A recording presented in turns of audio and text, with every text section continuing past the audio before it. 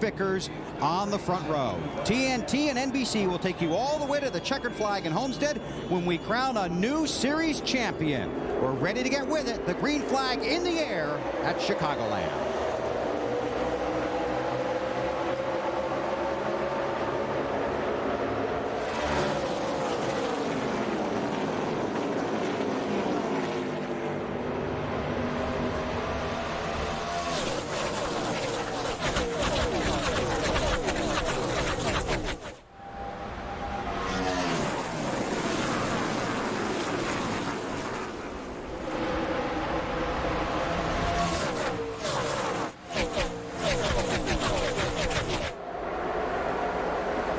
Jeff Burton leads the first lap, and you know he wanted those 5 bonus points as soon as he could get them. He's got them.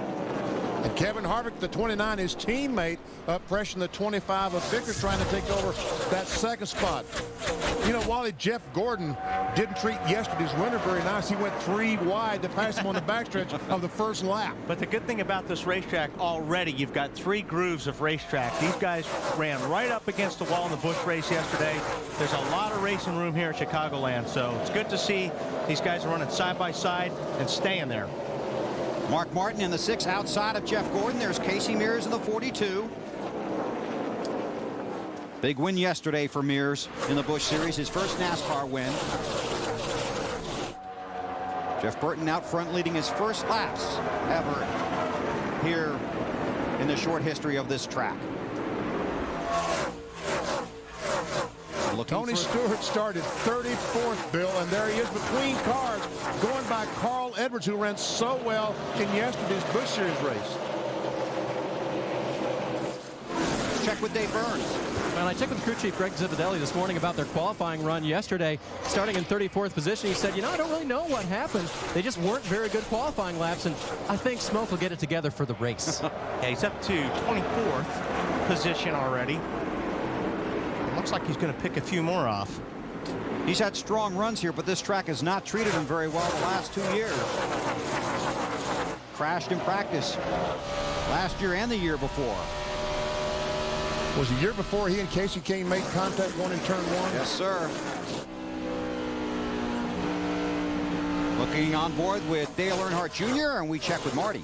Well, Bill, this is the portion of the race, or the run, rather, where Dale Earnhardt Jr. does not expect to be good. The car just does not take off early in the run, but at the end of the run on old tires, the 8 car is extremely fast. What a close call there, guys. I talked to Tony Eury Jr. He said they tried immediately when they got here Friday morning. Last year's setup for the race said it wasn't even close, not even the ballpark. They are way away from the setup that won this race last year. Yeah, there was a lot like the race yesterday for Junior in the Busch race. His car was better on long green flag runs, so we'll see if they've kind of got the same setup in the Cup car as they did yesterday in Busch car. But Stewart gets underneath them. Stewart's car is pretty good on the bottom right now, and if you're going to be fast on the bottom, you want to do it early in the race, because you'll see these guys will all start moving up to the top as they wear their tires down.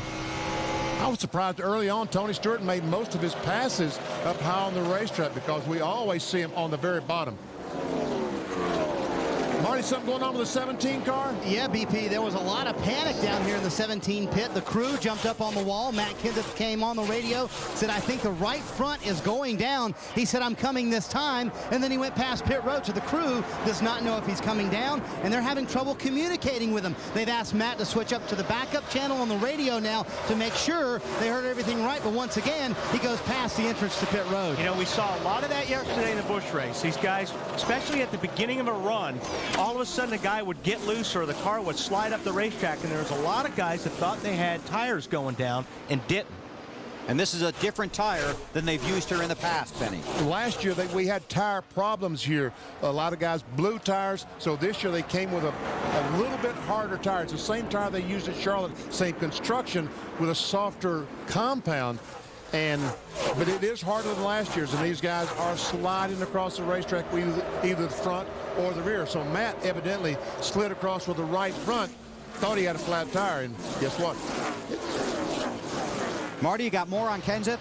Well, when they switched to the backup radio, they couldn't hear Matt very well on the first channel. And what they thought he said was, I have a right front going down. But what he actually said was, the car is so loose, it feels like the right front does not have any air pressure, or right rear does not have any air pressure in it. So that's what he was saying. Nothing wrong so far. They're going to keep an eye on it, though. And that's what a lot of the drivers were complaining about, and crews, to get these cars to run later on in a run. They're so loose. They're trying to spin out early in the runs. Tony Stewart from 34th to 17th in 10 laps. On board with Jeff Burton, started from the pole, hasn't won since Phoenix in 2001, but he's up front here at Chicagoland trying to get Richard Childress. Phone call. I don't know, we're looking at all my options, and I just called him. I knew he had an open seat, and things should work out pretty quickly. Call was made less than a week ago, and here I am. You said this morning you came here to race. What's so attractive about NASCAR? I think the racing here is so much closer, and it's just really exciting. I'm just really happy to be here. It's going to be a tough challenge, and at the beginning it's going to be very tough, but I'm just excited. Guys have tried this before, the move from open wheel to stock cars, with mixed success. So will this be the biggest challenge of your career, you think? Oh, it's going to be a big challenge. It's going to be something new for me, but I'm looking forward to it. I've done pretty good in most of the things I've done. I think the talent here and the guys here are really quick, and they're going to make my life tough, but I'm just looking forward to it. And now Chip said there is a plan in place to get you in a car this year. When and where will you race? Well, we'll see. I got to finish my F1 season, and we'll take it from there. So you will finish the F1 season first? Well, that's the plan at the moment. All right, thanks so much. And I talked to Chip a moment ago, and he said, they would like to get him in a Busch car certainly this year. Would love to get him in a Cup car at the end of this year. They have to qualify him, Bill, to race in the Daytona 500. Thanks, Marty. And Benny, we were down in the media center when that announcement was made. Obviously, the buzz went through the garage earlier today, but that's big news for NASCAR, a guy leaving Formula One to come over here and drive. Huge news. And Bill, I don't think I've ever seen that many people for an announcement in the media center. Where food wasn't involved. Exactly. The place was jam-packed. Well, the guy can drive a race car. There's no two ways about it. But he has got a lot of work ahead of him, because these cars are the hardest cars that he'll ever drive. And a lot of work ahead of him immediately, because he has to get qualified to race in the Daytona 500 according to NASCAR rules and regulations. And there is a plan in place for that. Well, he's going to run some Busch Series races and maybe even a couple of NASCAR Nextel Cup races before this year is over, and let NASCAR view him on the racetrack. Jeff Burton's up front. We'll talk about him, and guess what? We'll take you through the field when we come back to Chicagoland. You're watching NASCAR on TNT. Bestwick. And we'll start with the leader, Jeff Burton. Started on pole, has led all of the laps so far. Jeff told me before the race he really thinks strategy and tires are going to be the big story of this day, and they hope to make the right strategy calls to keep him out front all afternoon. Matt? Ryan Vickers running right where he qualified, Alan, in the second spot. The car's a little on the free side. He says it out front, you can just tell. Clean air is so important. If he could get it, he feels like he'd have a better car than the 31. Alan?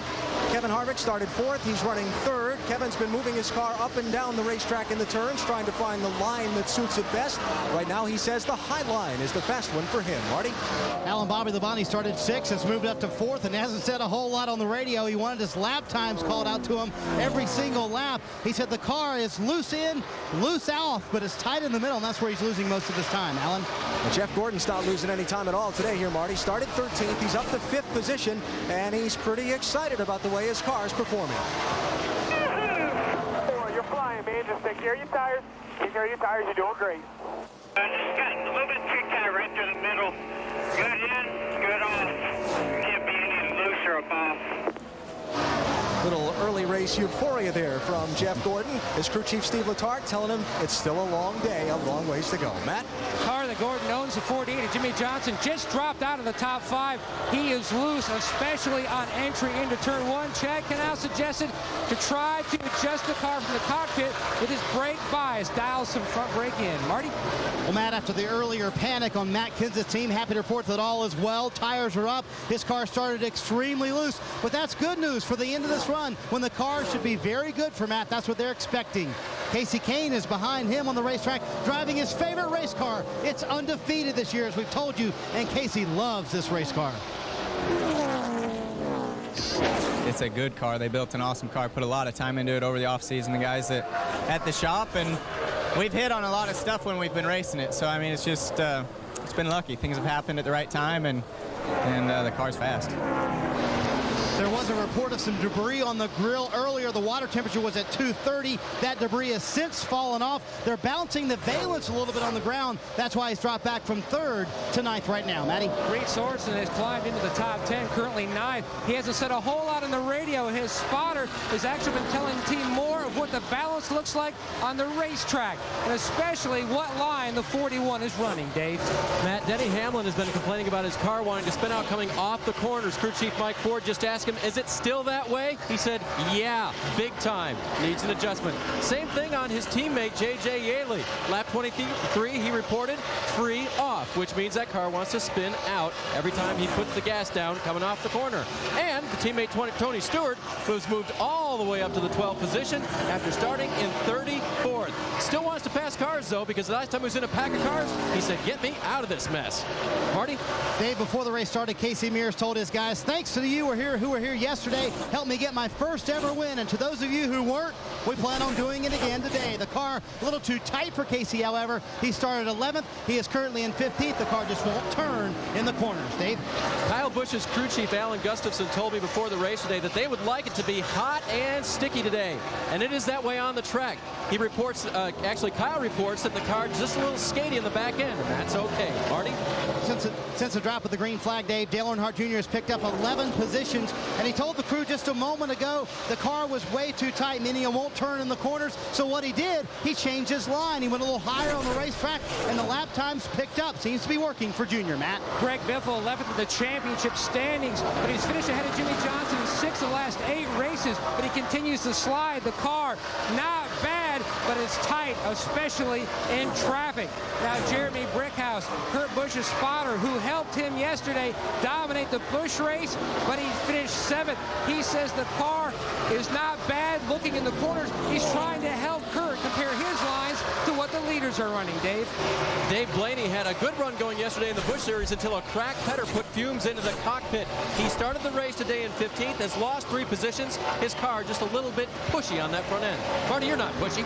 I'm not pushy at all, David, but I tell you what, Ryan Newman's a little pushy right now. His race car will not turn in the middle of the corners. I talked to the crew this morning. They just sound like a frustrated bunch of guys who cannot get this intermediate program figured out. Ryan Newman has fallen back to the 19th position, Dave. And 20th, 11 positions from his starting spot is Mark Martin. Pat Tryson told me this morning, we left the car a little loose like it was yesterday. That is Mark's problem now. It's too loose. And Bill, you want to know what this veteran said about Juan Montoya coming into the Nextel Cup Series? Certainly do. He said, that is great for our sport. Riding around in the truck this morning before pre-race, he said, that's just good for our sport. And his teammate Matt Kenseth said, I agree. Can't wait to see Juan Pablo Montoya. And Dave, that was the feeling, as you well know, throughout the garage area this morning. That's the top 20 through the field. Want to update the 99 car of Carl Edwards. After scrubbing the wall, he has fallen off the lead lap. He is now scored in the 42nd position and has fallen to 16th in points. More from Allen.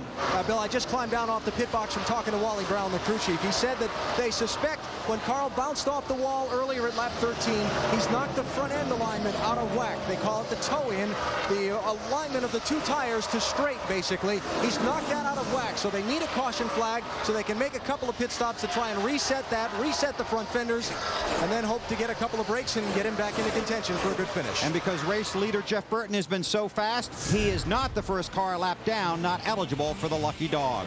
Jeff Burton has led all 40 laps here at Chicagoland. Matt? The 41 of Reed Sorensen is in, Allen.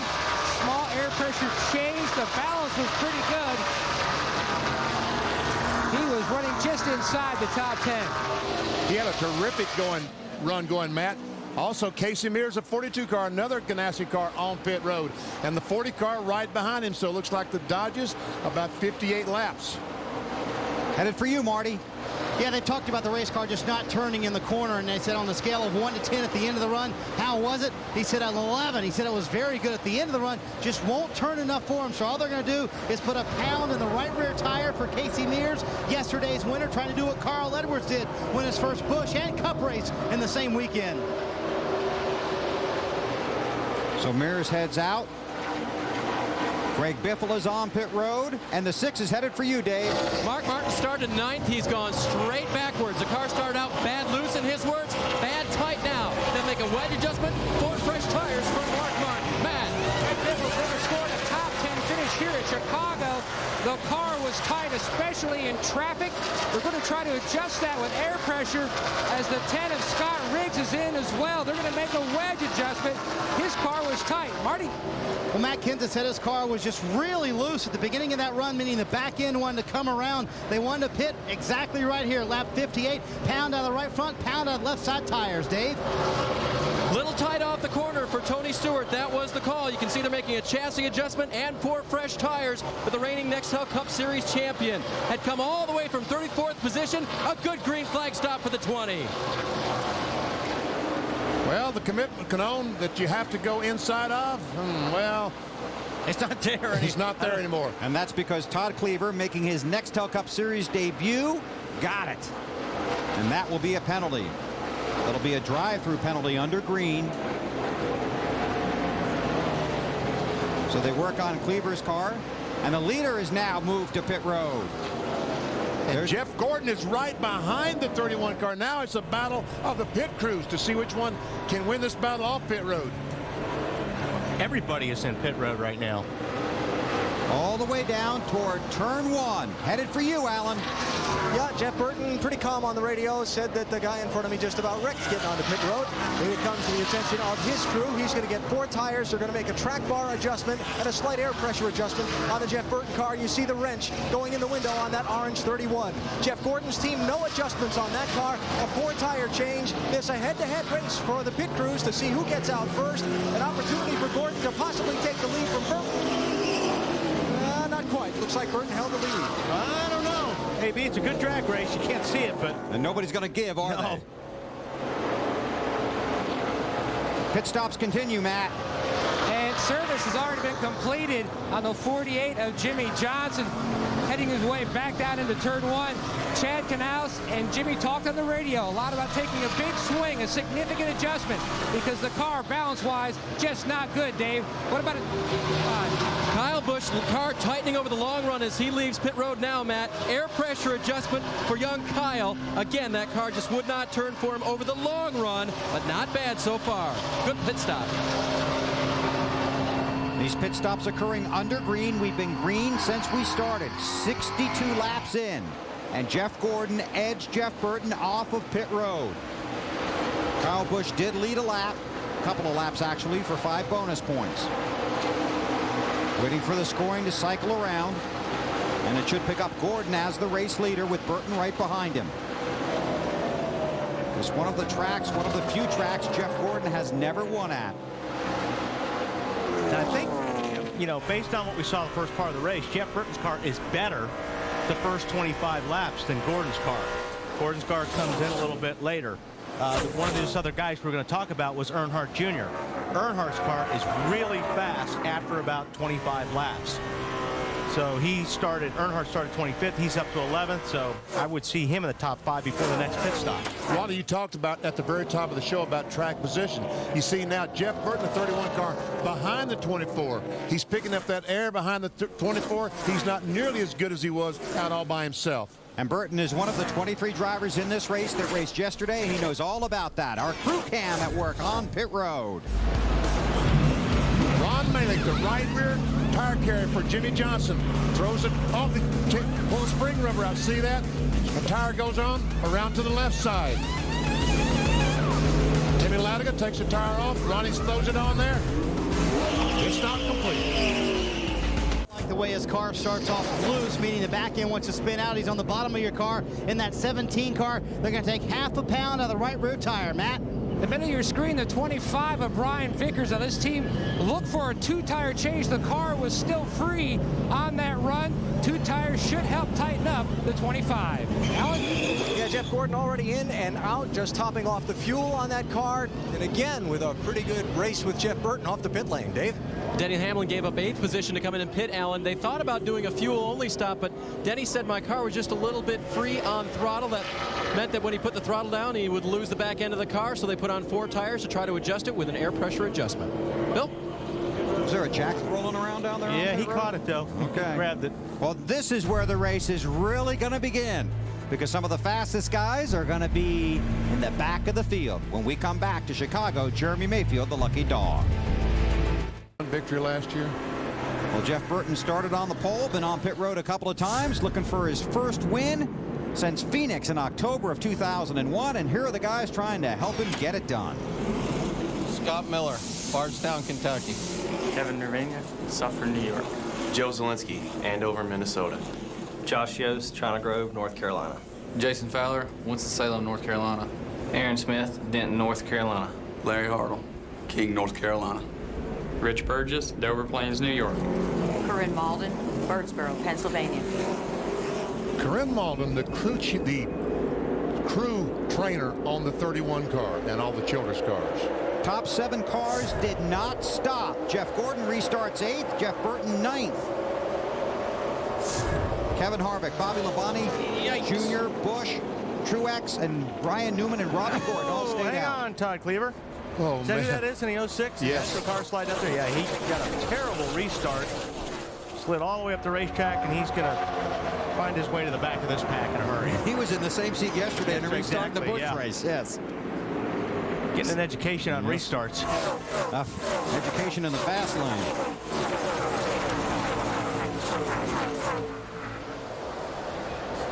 And this is what a lot of guys in the garage were talking about this morning.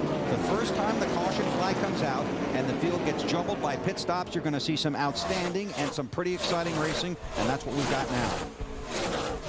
That's Jeff Burton trying to work their way back to the front in traffic. And trust me, these guys are wanting to get out of this pack here. If you're in this pack, you're a driver, you want to get by as many cars as you want. You don't want to be in the middle of this because your car doesn't have a lot of downforce. It's sliding all over the place. You've got cars tucked up underneath you, making your car loose. Let me tell you something, it's a handful right now. What's the tire story, Alan? Well, Bill, the comment I was going to make here is something Jeff Burton told me this morning. He said when you get into situations like this in a race, he doesn't expect the guys with the fresher tires like himself to show much of an advantage in the first 10 laps of a run like we've seen at some other racetracks. With this tire they're running here today, he expects 15 or 20 laps into the run. You'll begin to see the guys with the fresher tires show some advantage. So it might take a little while for Gordon and Burton and some of those guys who did stop to show some strength if we get one of these situations later on where tires are a factor. Remember, those guys didn't take tires on this pit stop. Gordon has gotten around Martin Truex Jr., who did not stop. Burton's trying to do the same thing.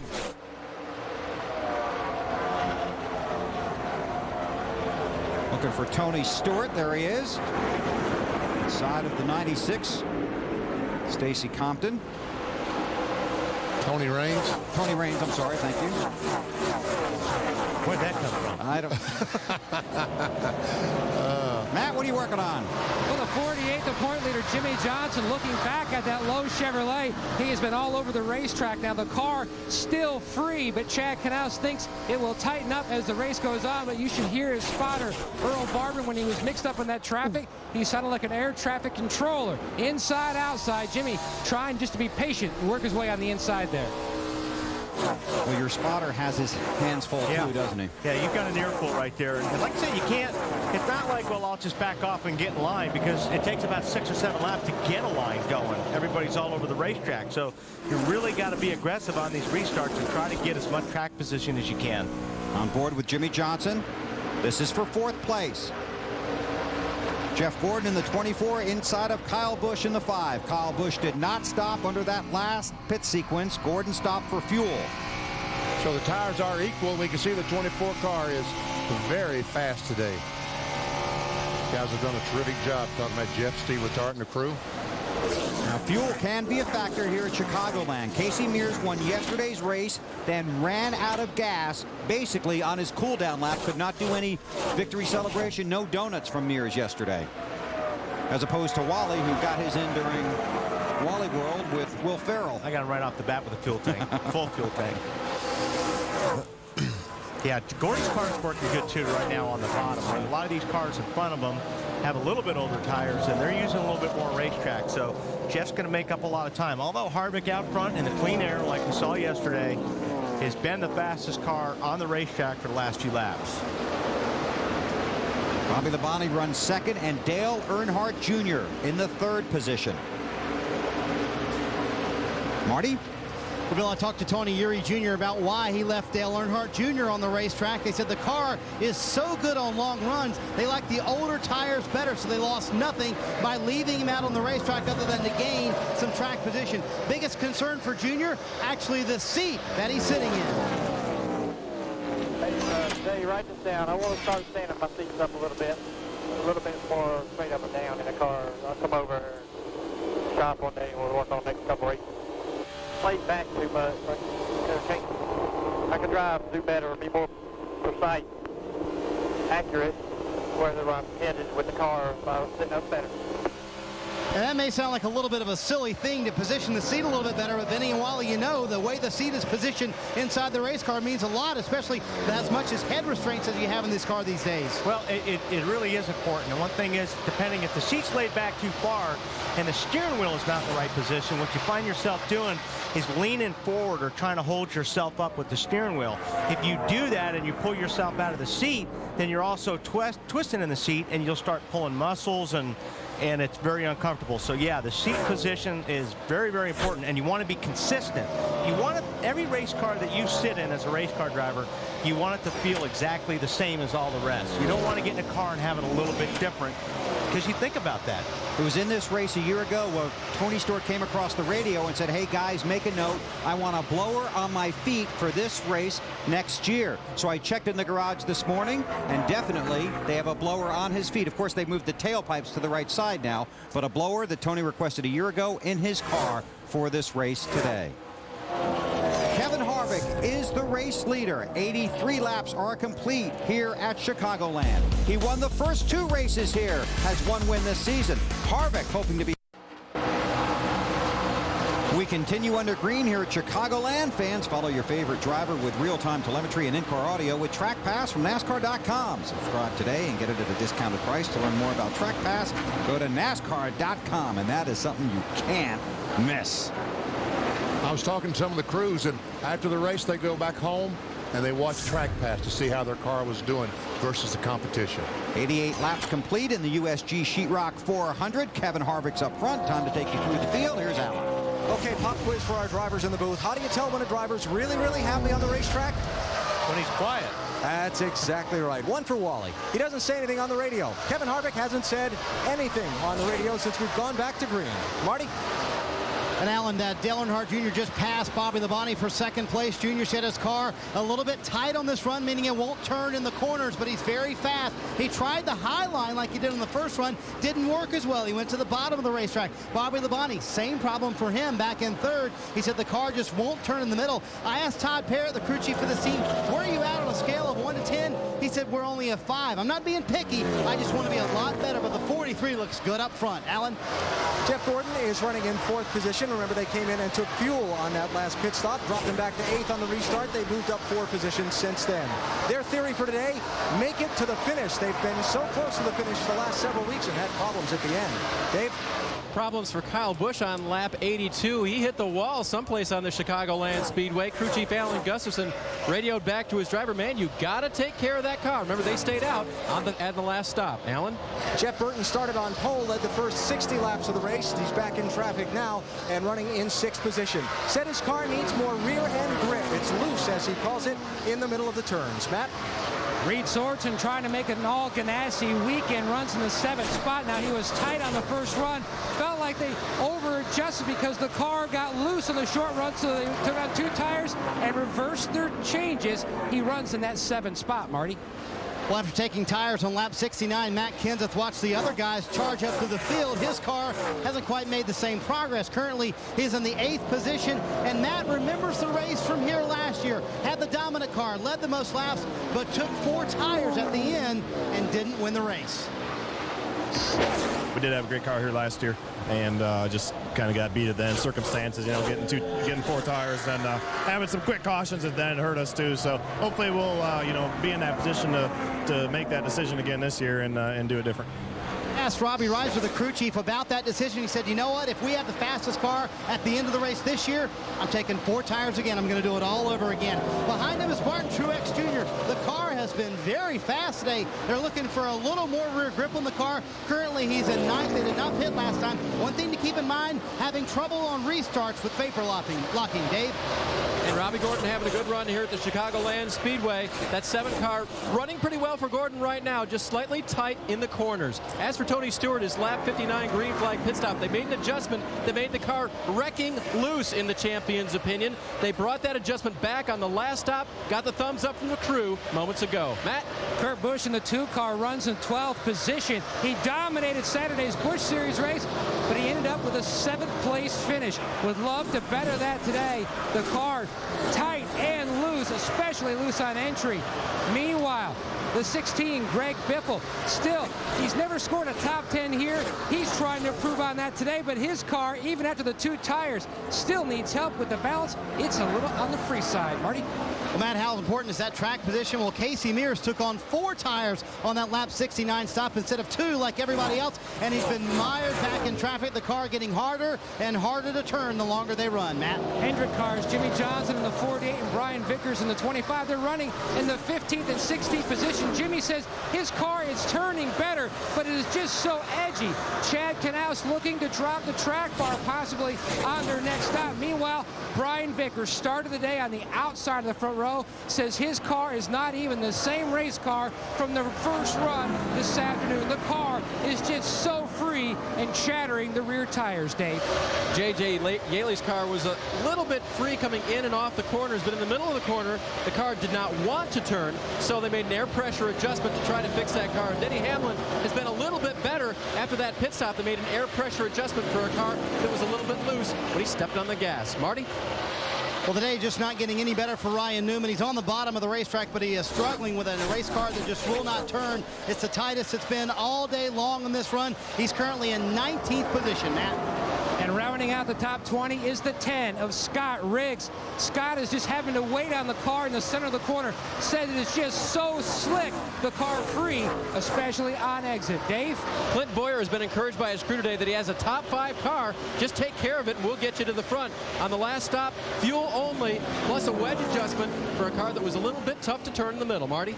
Well, Dave, if Casey Kane's race car is going to stay undefeated, he has a long way to go today. Now, he did come from a lap down at Michigan with this race car to win, but this time the chassis just not handling well. He's in 23rd, saying the car on the valence just bouncing off the racetrack. He said, guys, I have no idea why this is happening. It hasn't happened all weekend, but it's killing our lap times. Great job, guys. That's a top 22 through the field. Mark Martin runs in the 24th spot. There are 30 cars on the lead lap. Michael Waltrip runs 30th, just 7 seconds ahead of the leader, Kevin Harvick. Richard Childress cars have led all but 10 laps here today at Chicagoland.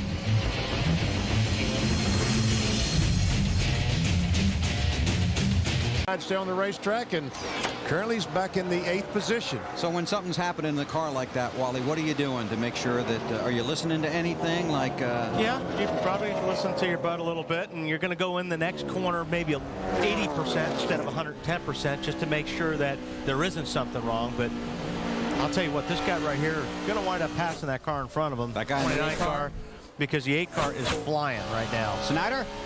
Junior is absolutely catching that 29 car, and you notice he's moved up to the high line. We talked about him through the field. He was using that low line. Now his car has gotten tighter. He's moved up the racetrack. Here's the quandary. It got him a lot of track position by not pitting, but now they have to pit in about 15 laps, and those may be green flag stops. Alan? Yeah, and Kevin Harvick is in the same boat as far as the fuel is concerned, Marty. They will have to stop again around lap number 120 or so. They kept the car on the speedway before for track position. Todd Berrier telling you this morning, the crew chief for Harvick, he thought track position would be more important than fresher tires. It's proven out on this run so far. Harvick finally calling in, saying his car is losing some back-end grip right now. Yeah, might be about to lose the lead. And Harvick moved to the high line for about 2 or 3 laps when he saw Earnhardt in his mirror, but it's just not working out for him. So I think Kevin's just trying to search for a spot right now where it'll give his car the most grip, but he's going back down the bottom, and Earnhardt Jr. is just sticking to the top, and I think eventually he'll make that stick. He'll make the pass. It looks like he's got a pretty good run right there. Whoa. Harvick drifts up a little bit, but Earnhardt Jr. on the outside. Boy, Jr. had a terrific run off that second corner that time with an extremely high line. You know, he did that yesterday in the NASCAR Busch Series race, and it worked so well that he said, and he gives him a big wave as he goes by, says, thanks for not running into me. Dale Earnhardt Jr. leads at Chicago. Started 25th here a year ago. Won the race. Started 25th here today. Leads the race. Marty? And Junior's used just about every line on this racetrack, Bill, to get to the lead. Now he's rim riding up there and having a little bit of fun. 24 is starting to creep in on you just a little bit. Looks like he just gets most of it in 1 and 2 if you want to change something up. You wanted to run the bottom. And now Junior, I don't think there's much room between him and the wall, guys, is there, in these turns right now? Why don't you go out there and check, Marty? Oh, man, that's close. That's really close. But it's fun. When you've got a car that's working as good as that and you can slide up against that wall, there's almost like a cushion of air that prevents you from hitting the wall. It's just like at Darlington. It's the same type of thing. So when your car is this good, it's a lot of fun running that high line. Frustrating season for Dale Earnhardt Jr. in 2005. But he did have one bright spot. It was here at Chicagoland where he got his car and his crew back into victory lane, coming from the 25th starting spot. Strong run for Jr. Took the checkered flag, his only win of last season. Defending race champion today, back out front.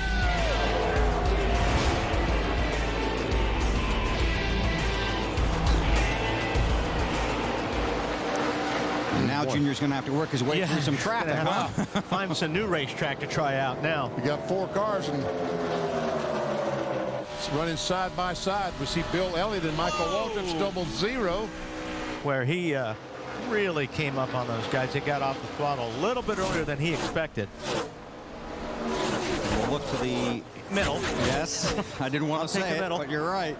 And Michael Waltrip in that 55 car, he's running Junior's line. He's running up on that high side just like the 8 car. But, man, the 8 goes to the bottom of the racetrack and sticks pretty good. On board with Michael Waltrip, the Napa ride. So we could be closing in on some green flag pit stops here at Chicagoland. Dale Earnhardt Jr. able to thread his way through some traffic and hang on to the lead. But he's going to need fuel pretty soon. Being lapped on a 1.5 mile speedway in his favorite car. That 9 car, that exact car, has 4 wins on 1.5 mile tracks so far this season. But this is not their day. Marty, how about Casey Kane? Well, Bill, they just haven't figured out this car bouncing off the front end problem yet, and Casey just said it's just not working for him today. You know, he told me, I rode around the track with him earlier, he said he stayed up all night long thinking about the setup in this car because yesterday in happy hour he knew they weren't very good. They made several changes, and in the 4 previous races this car had run, he knew Saturday the car was excellent. They had a very good shot to win the race. He said he just did not have that feel yesterday in practice that he had earlier this year with this race car. Casey Kane currently 6th in the championship standings. As we watch this terrific battle for the lead between Jeff Gordon, the 24 car, Dale Earnhardt Jr. in the 8, I got to tell you that there's a car back in about the 4th position that keeps running laps faster than these two.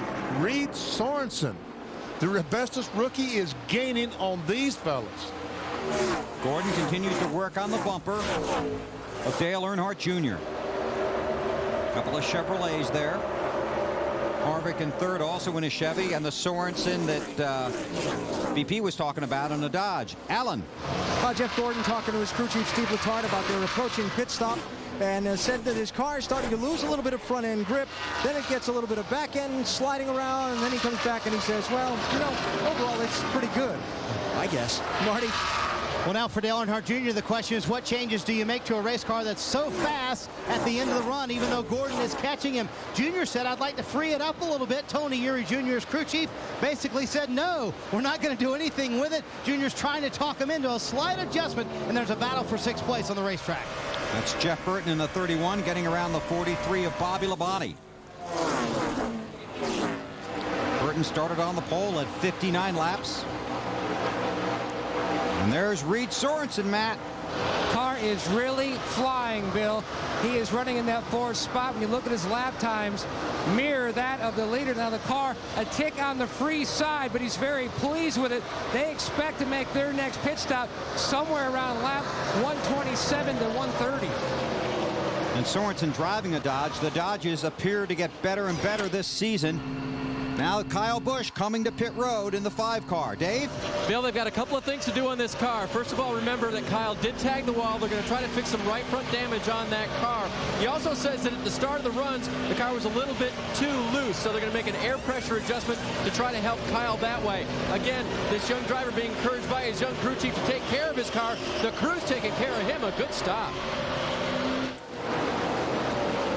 You see the damage where he brushed the wall earlier. It doesn't appear it's has affected the handling of the car that much. Bobby Labonte on pit road. Michael Waltrip also on pit road. How about the 43, Marty? And they've been running well, Bill. I talked to Todd Parrott about that decision to stay out. He said, you know, I know we're not going to be good at the end of this run. That was the case. He lost some positions. They are excellent. Right in the middle of a green flag run. Bobby's car a little too tight, meaning it won't turn. It's an air pressure adjustment for Bobby Labonte, trying to free that car up, especially at the end of the run. Dale Earnhardt Jr., our leader, coming to pit road. He's going to find the 8 crew. He finally did talk Tony Eury Jr. into that air pressure adjustment he wanted, and that's all they're going to do. It's going to be an air pressure adjustment in the right rear tire for Dale Earnhardt Jr. The car very fast at the end of that run, and Jr. really enjoys that high line. It's a lot of fun as well, he said, to ride that high line. Left side tires going on for Jr., and a good stop so far for the Bud crew. Waited a little bit on that left front tire. 14.3 on the stop, Matt. Greg Biffle trying to bounce his way back into the top 10 in the championship standings. Hits his pit board sign perfectly. Hits pit road a lap early. 4-tire change and air pressure adjustment. The car has been good, but on the tight side. The air pressure adjustment on an earlier stop made the car worse. They made a wedge adjustment on the next stop. It has helped, AB. What about the 29 of Harvick? Well, Kevin Harvick's crew chief Todd Berrier saw Dale Earnhardt Jr. pit and decided to call his driver in 1 lap earlier than planned. Going to make a 4-tire stop here, and most importantly, pack this car as full of Sunoco fuel as they can get it. Smooth stop so far. You see both the right side and left side tire changes happening at about the same pace. Marty? Ryan Newman still struggling with a very tight race car. It's going to be 2 rounds of wedge in the right rear, trying to free this race car up for them. They just have really struggled all afternoon long. Ryan said the car just has no grip in the middle of the corners, but this is a quick stop. That will help out the 12 bunch quite a bit. Ryan Newman returns to the track. These pit stops will be spread out because a handful of cars stayed out under a caution right after they had stopped under green flag stops. Mark Martin on pit road, Dave. And still struggling, Bill, at that restart. He got into some fluids, which put him back a few positions anyway. Has not made up much ground. This car is, he wants to get the car off of the right rear, according to Mark, and they're going to take a round of wedge out of the left rear to try to do that. Matt? 41 of Reed Swords in the red 41 car with a big target on the hood. Comes to a stop. Now the car was free on the last run. He's going back and forth on both sides of the fence. Tight and loose. Will adjust with air pressure adjustment. Meanwhile, Jimmy Johnson in the 48 car, the championship point leader. Work already going on the 48. You can see the chassis adjustment, completed air pressure change. Now he says the car free on entry, free through the center, but he really has to be patient. He has to wait on it. Oh, close call with his teammate, the 24 Gordon, making his way into his pit stop, AB. And Jeff Gordon's team calling him in a little bit early by my calculations. He should have had a few more laps he could have run, but they decided not to give up the speed on the cars who had already pitted. Going to be a 4-tire change on this 24 car as you see them come around to the left side of the car and complete the stop and fill it up full of fuel as well. And very important today, make sure you keep that grill opening clean. It's hot out here. 11 high. Hey, Alan, I think I was going to talk about the 11 car. Denny Hamlin having to pit now. They have a weird vibration in the car. Denny thinks it's somewhere in the motor. He doesn't know exactly what it is, but his speeds have been very high. Has not pitted yet, but he's planning to bring that car in very soon. And they're going to take half a pound out of the both left side tires, help that car turn a little bit better. Alan? Well, Jeff Burton's team is going to make an air pressure adjustment in the right front tire and drop the track bar around to try and help the handling of his car that's fallen off since he led the opening 59 laps of this race. A 4-tire change here for the Richard Childress team. Matt? And the 2 of Kurt Busch is in. His car way too loose to drive. Trying to make the car tighter with an air pressure adjustment. Meanwhile, Brian Vickers, the outside pole sitter, he is in. His car has taken a turn for the worse. Big time loose. He's away. Marty? Matt Kenseth wanted to lead the lap to get the 5 bonus points. They did that. They take a pound out of the left side tires. Matt said he's losing all of his time in the middle of the corner. He stalled the car just a bit, leaving pit road, Dave. And now Denny Hamlin is in, and they'll go to work on the right side, then the left side of that car, trying to keep him in the mix. And he does very well getting that car off of pit road. Tony Stewart wanted to stay out and lead a lap. Not sure if he was able to do that or not, but that was their plan. Said they would pit immediately after that. Here comes Smoke onto pit road. The car was tight in the center of the corner. He got that lap to lead, so they pitted. They're going to make an air pressure adjustment to try to help him. Overall, the car pretty good for Tony. Not a lot of complaints, just a little bit tight in the center of the corner. Left side tires going on, and he is off pit road. You're right, Dave. Tony Stewart did lead that lap, got his 5 bonus points. Now begins to work his way off of pit road. Those pit stops are so good. Those guys work so well together. It's unbelievable. Dale Earnhardt Jr. out front here at Chicagoland. Jr. just 1 win a year ago. It came right here. The crew cam on the 48 car. The chassis adjustment. 4 tires, fuel, and Jimmy Johnson continues his pursuit of his first series championship. So Junior's lead will disappear. We put those springs in and they work better than others. It just felt like you got a better electrical spring in there because in the right front. Because I go down in the corner and I'm rolling over more on the right front again. So I don't like that. That's Junior. But they pull a spring? Is that what he said? He said something about when you put those springs in there. I'm not sure exactly what he was talking about because they certainly haven't changed any springs since the race started. I'm wondering if he meant spring rubbers. Oh, no. I don't know. You know what? Somebody will find out. Marty will find out. Marty is on it as we speak.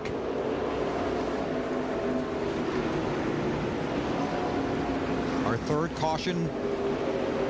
Check that second caution period of the day. Went 69 laps before our first caution period. This one comes out on lap 140.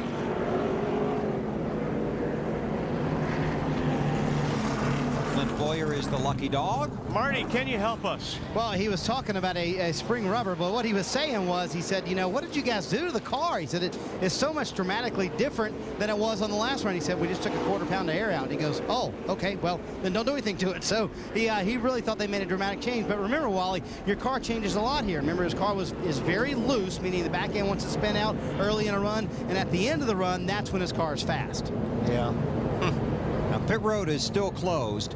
But this caution, the second of the race, falls in almost the identical position as the first caution after a recent run of green flag pit stops. So strategy comes into play. Alan? Yeah, Bill, remember the caution came out. Leaders made pit stops around lap 60. The caution came out at 67. This time, Jeff Gordon made his green flag pit stop at 129, and the caution came out 10 laps later. Steve Letarte just radioed Jeff Gordon and said, no matter what anyone else does, we're pitting this time because we're inside our window to make the finish on one more stop. That makes a big difference. Yes, it does. Compared to the last time. Junior's car is so fast. It's hard to come in. The pace car almost couldn't catch him. I know. Did you see that? Brett Bodine had it floored, had that Fusion floored and trying to catch the 8 car. Marty, were you listening in on that? Yeah, I was. It was rather comical. Junior said, they said, next time slow down a little bit. He said, you know what? I'm not used to leading up here, so I have no idea what I'm doing. So he said, you got to remind me. He said, I was telling you about how bad my race car was. So you got to remind me, slow down a little bit, because I'm not used to being up front so much. Well, I think they'll all come in, don't you? Because of the pit window. Now, if everybody's got to be in their pit window or close. That being the case, I think everybody's going to hit pit lane. Tell you what, and if I'm wrong, Marty will be right all over it. Oh, that's really pushing the window. 20 cars on the lead lap. And here they come. Dave Burns starts it off. And Kyle Busch running in second position has a very, very fast race car. Even though he tagged the wall, you'll see his pit stop right there in the middle. The crew has just added a pound of air to the left rear tire to fix a little bit of a loose condition, but Kyle generally very happy. Marty? Well, we've documented what Dale Earnhardt Jr. has been going through. He said he's chasing the car quite a bit in there, very loose. They're going to put that quarter pound of air back in the right rear, a very small change for a very fast race car, Alan. Going to be a 4-tire change here on Jeff Gordon's car. I'm pretty sure some people are going to try 2 on this stop. Might have already seen it, as a matter of fact. Matt? Strategy call on the 41 by Jimmy Ellich. Fuel only. They made a chassis adjustment trying to get the car better on the front end of the run. It's just too free too soon. He has to wait on it, but sure comes in nice. A variety of strategies. Looks like the 17 of Matt Kenseth is among some of the cars that only took 2 tires. We'll sort it out when we come back. Strung out a little bit up front. Oh, somebody else? Sterling Marlin looked like he might have touched the wall. Greg Biffle in the 16 down low. There's Gordon back in 7th spot, but he's got a traffic jam in front of him and around him. The 8 car running back in about the 8th position, Marty. Yeah, Billy hit pit road as the leader, and they hung a lug nut, which means it hung up inside the air gun on the pit stop. There's a battle for the lead, but while Junior was riding around on the racetrack, he listened to, noticed some interesting things on the 24 car. You see things on these bodies that you can't see sitting in the garage on this racetrack. Yeah, I bet it's a pretty different animal out there. Yeah, they on the 24 right just about 3 inches past the top of the rear quarter panel, right on the tire, 3 inches back, it sucks in. So from there to the quarter panel, it's angled out where, you know, not just straight. You drivers are always watching the competition. You are, especially if the guy's beating you. You want to start looking at that race car to see where he's beating you and what's different about his race car than what's on your race car. So, yeah, you're always looking at stuff out there. And right now, everybody looking at Matt Kenseth, the new leader, but Kevin Harvick's trying to chase him down, Alan. Just talked to his crew chief, Todd Berrier, Bill. Just right side tires only on that pit stop. They only had 12 laps of racing on the left side tires. And just as I said earlier, Todd's comment to me this morning, track position more important than pressure tires today. And that's up front there. You got Tony Stewart working on the high side, but right now we got up front is Casey Kane, who's having a tough day, but he's in open air. Last car on the lead lap right now. And that's what it's all about. Yeah, we talked about earlier that clean air is very important. Matt Kenseth got the win at California and just got nipped at the line at Vegas, Marty. Yeah, and that was in this car, actually, Bill. This one won California and finished second in Las Vegas. Matt loves this race car. And on the last stop, they made no changes to it. Matt said, I only need one thing, a little track position. And he finally got it. He's out in the lead. For third, Tony Stewart around Reed Sorensen. And a little wave out the window from Tony. I don't believe that was a happy wave. You don't think so, huh? No. I don't believe that was the thank you wave. So Stewart around the 41, and he takes off. Matt? Impressive run by the 41 of Sorensen, Bill, but right now he's just trying to hang on. Remember, he didn't take tires on that last stop. Jimmy Ellis just tried to tighten him up with a chassis adjustment. Right now he's battling a lot of guys that took 2 or 4. He's just hanging on. Yeah, it's going to get worse, too. His car, we have seen this 41 car gets better after a few laps, so it may be that in 25, 30 laps he will be able to keep up with these guys. But he didn't take tires. No, he did not. But he only has about 10 green flag laps on him.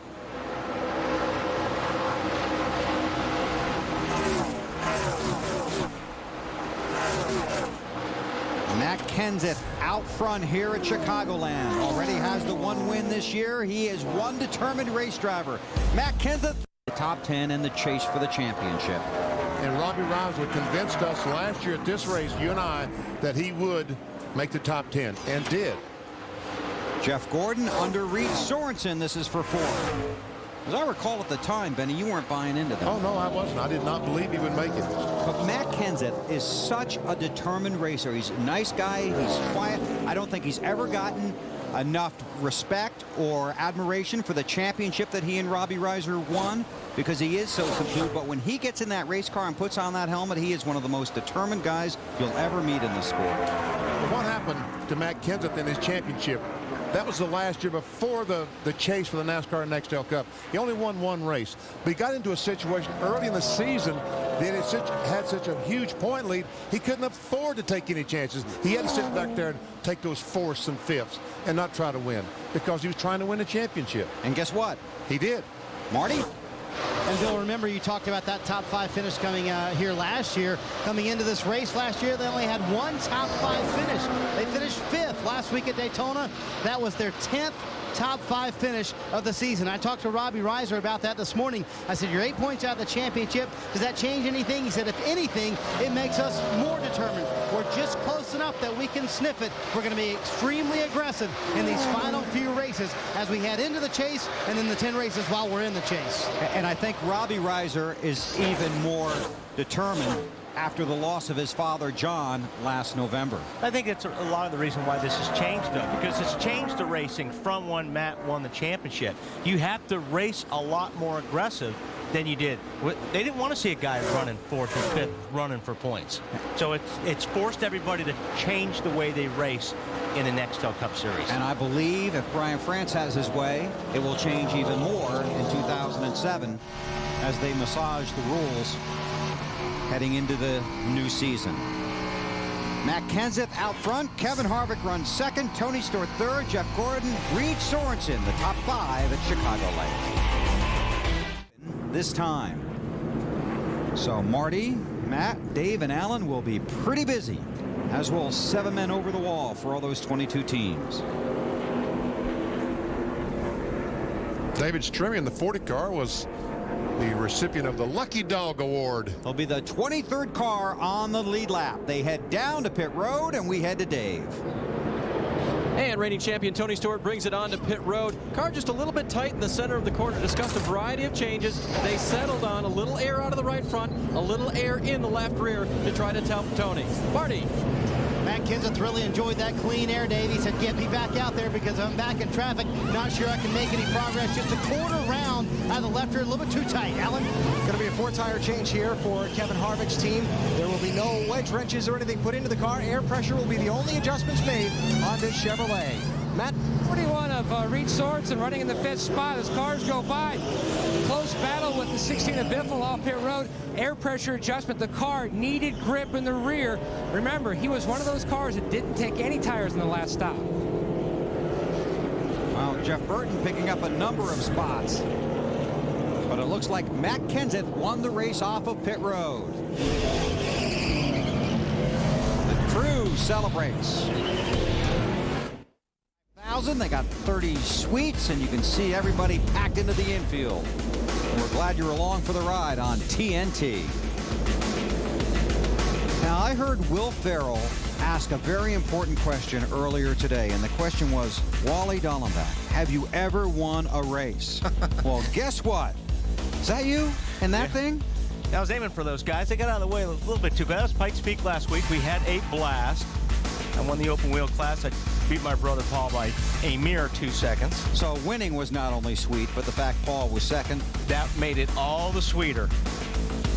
And I also tackled on the TV deal for this. So I had my hands full, but we're pretty excited about it. It's going to be on the Outdoor Channel, September 23rd, about 1 o'clock Eastern. And I had a lot of fun driving it, and I had a lot of fun filming this thing. We had a couple of helicopters, and it was a lot of fun doing it. It's like a lot of open space there over There's that hill. a lot of space over that hill, BP. There's no wall, no safer barrier. There's no safer barrier, but there is the ground, and that you get to hit that if you go off eventually. So you won and Paul was second. Those were the only guys in the race, right? You can keep saying that because Paul was second. But no, that was it. Was anybody else there? There's lots of people there. Okay. We're going back to green here at Chicago. Matt Kenseth is the race leader. Harvick, Stewart, Gordon, Burton, Biffle. Whoa, we got trouble. Somebody missed a shift or something in the middle of the pack, and boy, it looked like Dale Jarrett. Big time.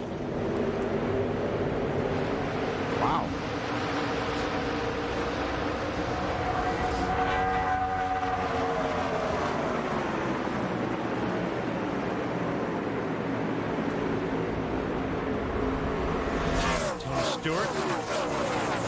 Trying to get past these slower cars, and these guys are getting piled up right now. And this is good. You got a lot of these fast cars that don't have to deal with the slower traffic right now. And how about Greg Biffle running in the 6th position after a very quiet day? There's Stewart looking to the inside of Ryan Newman. There's Biffle. Must have slipped there because he just got past. He tried to get out of the 31 car off the second corner, I believe, and had to get out of the throttle. And how about it, Matt?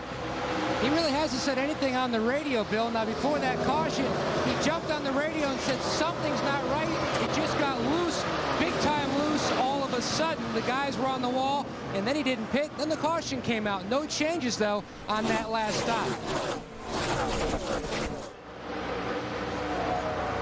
So let's go back to look at the restart. The problem Wally saw. Watch the right side of your screen. Yeah, that was Dale Jarrett looked like. Missed a shifter, had some kind of problem. He got out of the way quick, but there's a lot of guys that really had to jam on the brakes. Issues with the transmission, Wally. He has lost 3rd gear. And usually when you lose 1 gear, bad things seem to follow. You like the other gears? Absolutely, William. because all those teeth off 3rd gear is rolling around in the bottom of that transmission, about to be ground up. That's worse than missing a shift, is missing a gear altogether. Not having it for the rest of the day. Well, that was a good job by the guys behind him. Absolutely. Heads up driving on the restart, not to run into him. And we talked about clean air from the very beginning of the broadcast. And look at Matt Kenseth go. It's just such a premium, and we've seen it. Everybody that gets up there pretty much stays up there. He was 0.3 of a second faster than the second place car that last lap. Marty? Well, BP, Matt told the guys when he came down pit road, he said, you know, you really need to give me a good stop, because if we're back in traffic, I'm fairly confident we're not as good as the 29 or maybe even the 20 cars. So we need to be out front, and that clean air is certainly helping. A great pit stop by these guys on pit road. Well, the pit guys have to get it done if you're going to win any race in the NASCAR Nextel Cup Series. And here are the guys that get it done for Matt Kenseth and Robbie Reiser. Did a great job not to spin, and I don't think Casey Kane even backed off, did he? Might have burped it just a little bit. I wonder what hole he was looking at. J.J. Yaley. Matt Kenseth is still the leader, but there's a new second place man, and a man that is faster on the racetrack than Matt Kenseth. I'm talking about the 24 of Jeff Gordon. And here he comes. How about it, Alan? Well, one of the things that's helping Jeff Gordon on this restart versus the last time he got trapped back in traffic, Bill, is the fact that the bottom lane of the racetrack opened up for him. The last time he got shuffled back to 8 on a restart, a lot of the cars he was trying to pass needed to run the bottom lane. That's where Jeff's car is fastest. He had that bottom lane open to him. This time, he's moved up to second and closing. Dave? Well, a few laps ago, Tony Stewart had gotten around the 29 of Kevin Harvick for the second position. And then when Jeff Gordon started closing in on him, the spotter simply told him plenty of room behind him. Obviously, Tony could see him in the mirror. He didn't give him any trouble getting by. Tony will save it for later. Right now, no report on the car being bad for Tony. Just knew that Jeff was faster. Matt Kenseth leads the race and leads the championship standings. Jimmy Johnson has held the points lead in 15 of 17 races this season and is out of the points lead for the first time since Phoenix. 6 points on Greg Biffle, where the race for the final top 10 spots in the championship are concerned. Good points day so far. Tony Raines spinning through the grass, and the caution is out. Fire it up now as fast as you can. I don't think that he might not have hit anything. He certainly didn't hit the inside wall. Don't know if the outside wall might have caused this spin, but let's see. Got loose up off of 2. He was underneath the car, so he may have been trying to keep it off the car that was above him. And saw that yesterday, too, in the Busch race a couple of times. And I don't believe he did hit anything, BP. No, sure didn't. On board with Tony.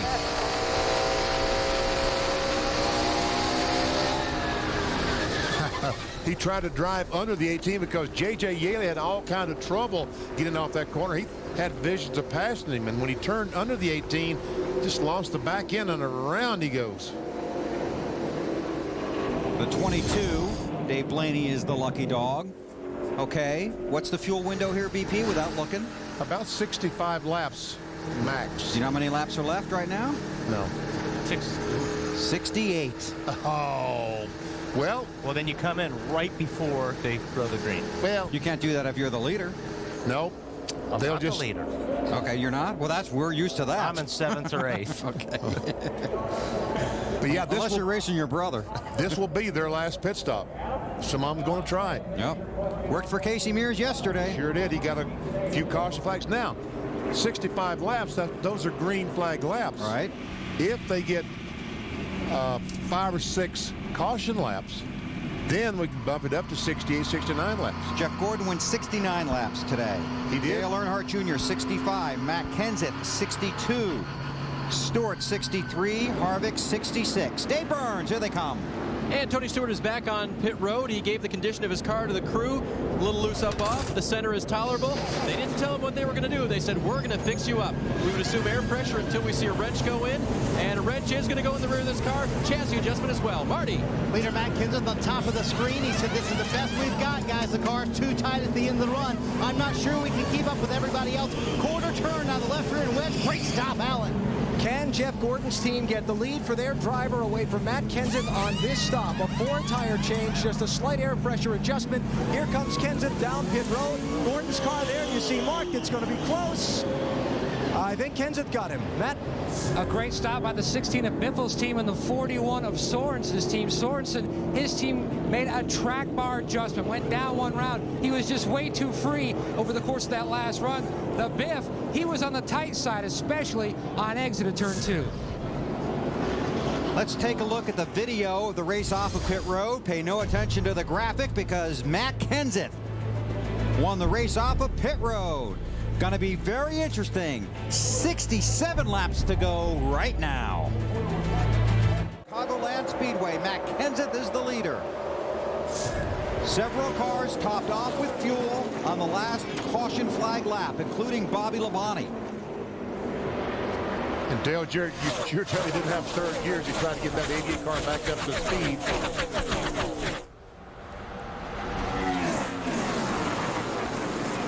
Boy, I tell you what, Jeff Gordon, as he fights this traffic, these lap cars on the inside, and oh, that was a big wiggle off turn 4. Kenseth is driving away to about a 2-second lead. Carl Edwards gets split by Jeff Burton and Tony Stewart. The second car in that lineup there is Jeremy Mayfield, but he is a lap down. Jeff Gordon is trying to get by him as quick as possible. 24 cars on the lead lap. Matt Kenseth already has about a 15 or 20 car lead over Jeff Gordon. Gordon gets to the inside of Mayfield. Now has a clear shot at Kenseth. Marty, what are you working on? Well, and Matt knew this was his shot, Bill, to possibly win this race, to lead off pit road, get out as far ahead as he could because he feels like his car is not very good at the end of the run. He knows the 24 car is strong at the end of the run, though, Alan. When Jeff Gordon pulled away from his pit stall at the end of that last stop, this was the communication from his crew chief, Steve Letarte, to the driver. Start saving some gas, homie. Maybe all you can right here, man. We're 2 laps short. All you can right here. I have heard that repeated a couple of times up and down this section of pit road. Fuel will be tight to the finish for a few cars on the racetrack, especially if we go to overtime. Imagine one of these guys fighting for a spot in the championship, running out of fuel during overtime and finishing 30-something. That would not be pretty. That would not be pretty. That would be real ugly. But it's definitely a possibility. Again, yesterday in the Busch Series race, Casey Mears on a fuel strategy and a pit strategy run won the race and then ran out of fuel basically when he came around to do his donuts on the cool-down lap. There you see Gordon's 0 for 4 streak. Phoenix, Texas, Homestead, and here. The 4 tracks currently active on the circuit he has not won at. You said that Jeff Gordon had run 69 laps. Unofficially by our count, yes. 69 laps, but how many of those were caution flags? Some of them might have been caution. You know, about 66, 67, I think, all the green flag laps they can run, which is about to the end of this race. Right, and a number of cars cannot go that far. No, you're right. That's the maximum. See, Kansas still has the lead in the NASCAR Nextel Cup, and Jeff Gordon moved up 2 spots to 10th. I was talking to Robbie Reiser and some of the guys on that 17 crew yesterday morning in the garage, Benny, and complimenting them on how well they've done. And, you know, they've had a couple of close calls in addition to the win. But to a man, they almost said the same thing. What we need are wins. We want some more wins, not only for Matt, but to get everybody back on one page and to show that we can do it. Really focused on trying to get Kenseth back to victory lane.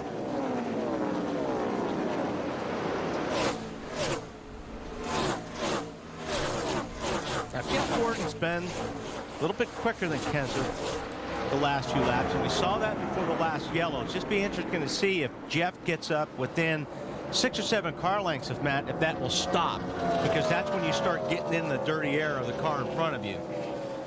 They're running about the same speed. That time Kenseth at 31.99, Jeff Gordon at 31.97. Something else I think we can watch for here is how good that 31 car is, because we saw how good Jeff Burton was at the beginning of the race when he was out front, and he wasn't really that bad when he was in second. But Burton is such a smart and savvy driver. You don't know if in the middle of the race he was really showing it all, and now if you have it, you really have to show what you've got. This looks like trouble.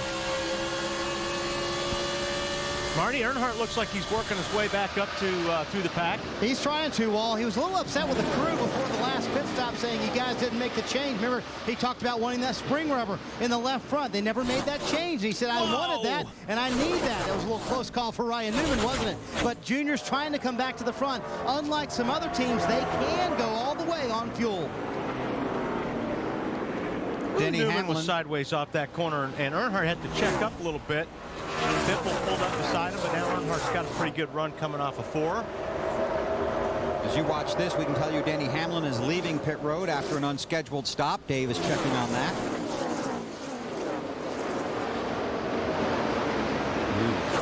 He's thinking about that middle again.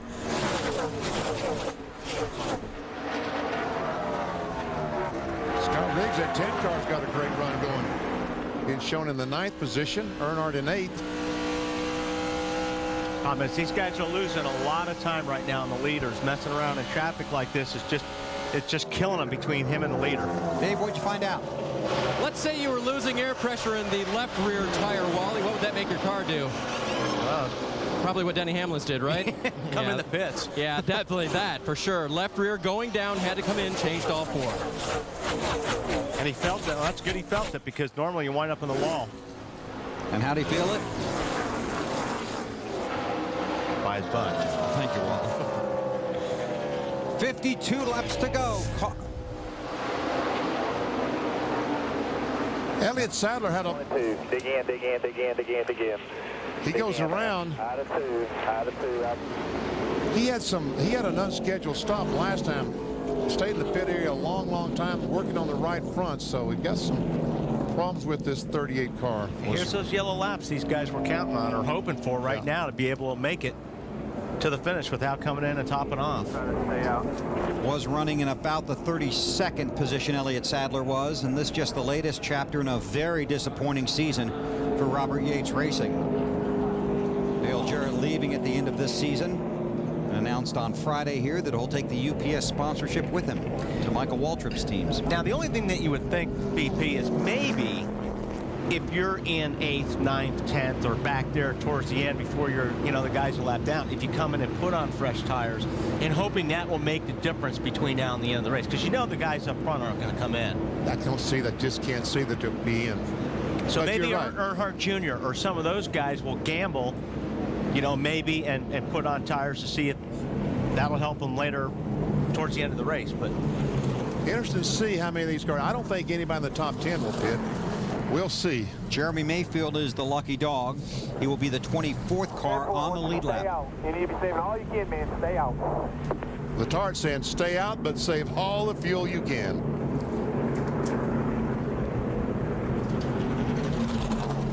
Car is moving through turns 3 and 4. Pit road should be open this time. Green light's on. Okay. Big question mark. I would got to think some of the guys towards the middle and the back of the lead lap cars would come in. We have a taker. No, we have a taker. Looks like Greg Biffle, Reed Sorensen, Casey Mears, and about 4 or 5 others. Gonna hope fresher rubber gets them to the finish. They'll get fuel too. Figuring out the fuel mileage. Where do you stand, Chad, on fuel? Dangerously close. You know, I hate it when races come down like this, but there's still 40-some laps to go, 48 laps actually. So we'll probably get another caution. If we do, I'd say about midway in that spread, everybody come down to get tires more than likely anyhow. But the Slows team's battled through, you know, a lot of stuff today. We've done a great job all weekend long. I couldn't be prouder of these guys. And, you know, hey, we get out here with a good, solid top 10, keep rolling. We're pretty pleased. This is a typical 48 kind of day. He currently runs in the 6th position. Dave? With Greg Zipadelli now, is Tony fast enough to win? Does he have enough fuel, Greg? We're real close on the fuel. Everybody around us kind of playing the same thing. We're saving as much as we can on this caution. We're within a lap or so. So another yellow, we should be in good shape. It's too early to put tires on, I think, for us right where we're at. So car's not bad. Home Depot Chevrolet's been good. Tony's done a great job. We had to start in the back there. Just had poor qualifying effort, but everybody's done good. Pit stop's been good, and we'll just keep our fingers crossed, and hopefully we'll have a shot at this thing. Alan? Steve Letarte is Jeff Gordon's crew chief. Steve, we've heard you coaching your driver to save fuel. Are you short of the scheduled finish? We're going to be real close to the scheduled finish. You know, one thing about Hendrick Motorsports, they provide spectacular power. Unfortunately, with great power comes poor fuel mileage. But the DuPont Chevrolet guys work great all day. Jeff's done a spectacular job, and we just want to come out of here with a really good finish. All right, he just told his driver it's all yours to the finish. If we get another caution, I'll talk to you then. First 15 as of right now in the running order did not pit under this caution. Well, I think Gordon wants to try to get by if he can on this restart because he knows it's going to be tougher. Kenseth pulls out a little bit. About 4 or 5 car lengths coming off of 2. Kenseth has led 69 laps today. Gordon 13. Right now they run 1-2. Who's led the most laps today? Kenseth? Right now it is Matt Kenseth. Jeff Burton has led 60. Kevin Harvick 40. Matt Kenseth again 69. 10 different race leaders.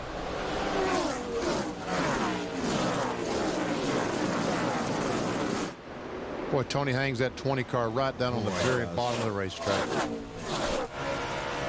How about that quiet Jeff Burton, Alan?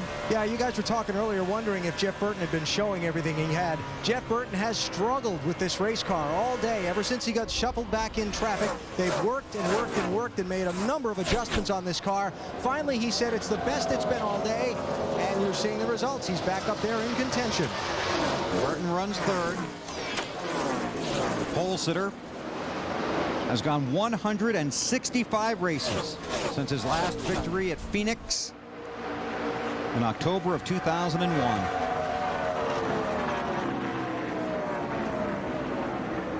Marty on the race leader, Matt Kenseth.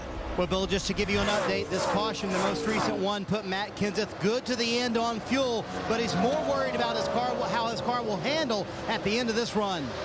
Push her better in the long run. 10.5 is what we usually are with this stuff.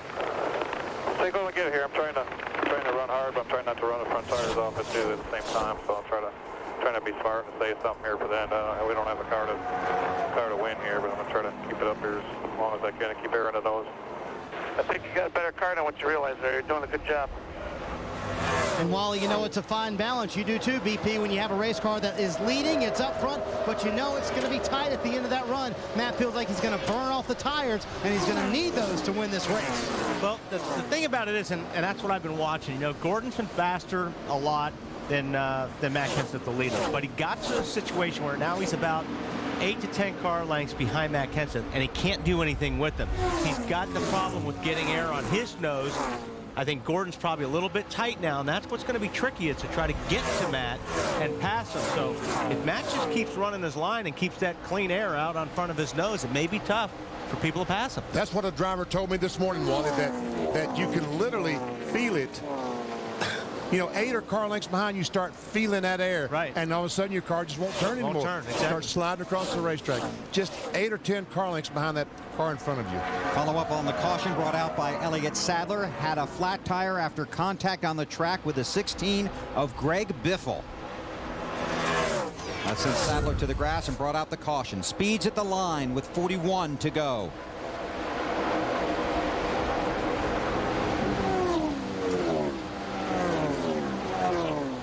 Nothing beats being out front, does it? No. Well, I'll tell you what, that air on that car really does help. But if you would have done that right after the restart, or 5 or 6 laps ago, Jeff Gordon was the fastest. But then he got into that space.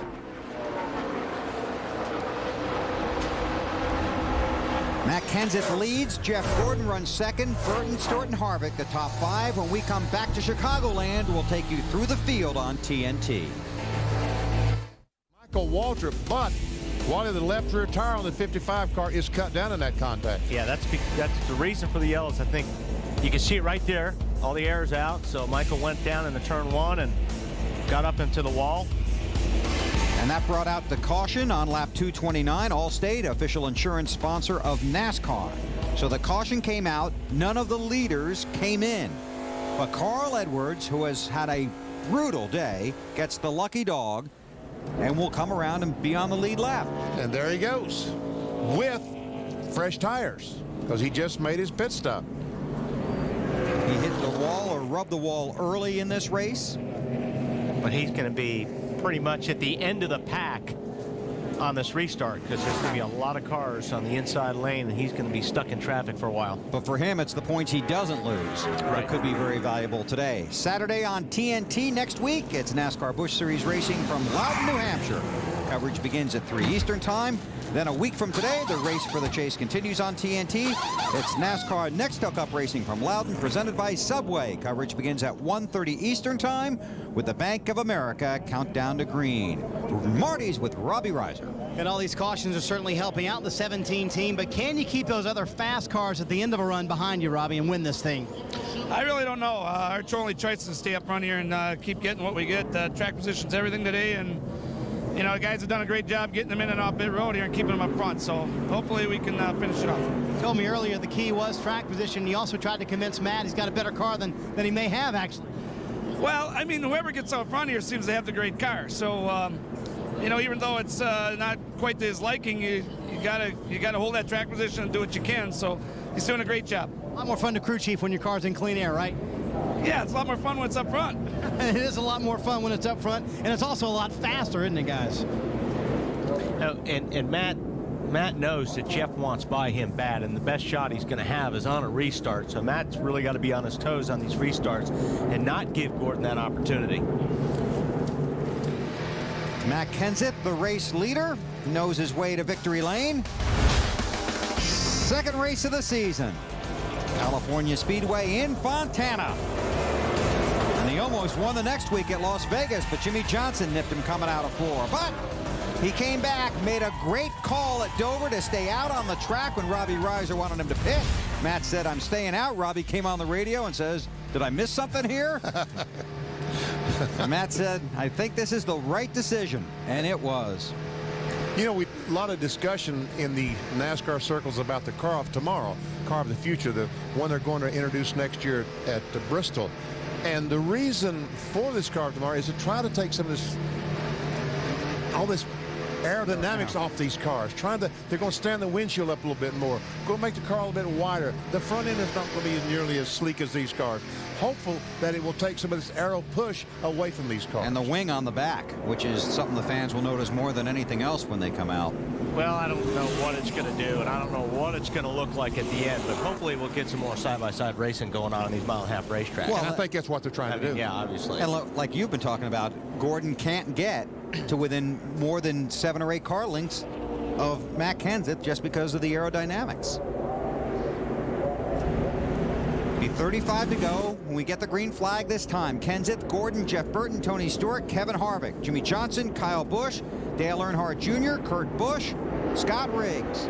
Green flag, green flag. 25 cars on the lead lap. Carl Edwards runs 25th.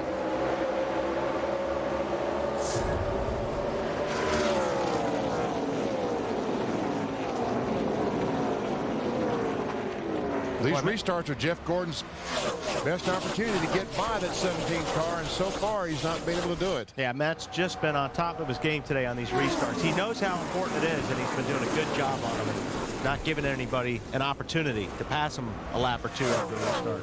Alan, you watching the 24?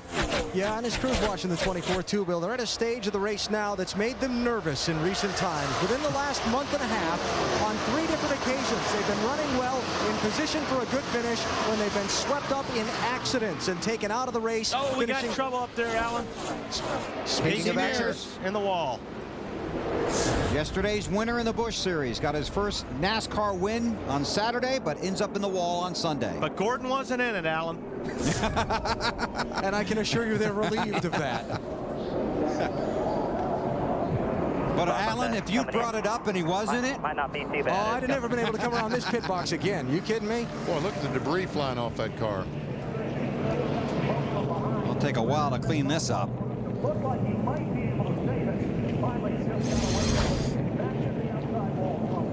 He just got loose. You get, restart. Newman was behind him, not real close behind him, but he just got loose getting down into turn 1. Nice job by Riggs getting on the brakes.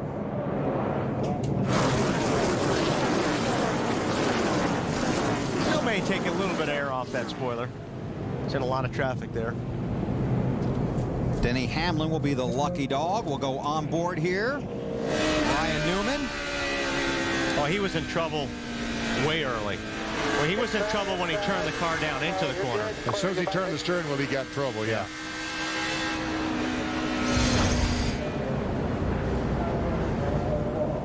So Casey Mears in victory lane yesterday, crawling back to pit road this afternoon. 33 laps to go. Drivers meeting for the Busch Series. NASCAR President Mike Helton addressed that, and he went to the drivers meeting this morning and brought up the same subject. If you choose to test the system, we're in a mode right now where we're going to escalate our reaction until we get the attention across the board that everybody's a whole lot better off if everybody plays inside the box. So what I'm telling you today is that if you choose to test the rules and regulations and the inspection process finds that you've tested us, we will react to it, and we may react more severely than you've ever seen us react without warning. And he also said he wants everyone to realize when the race is over that you had the same opportunity to win that everyone else did, that no one cheated their way to victory lane.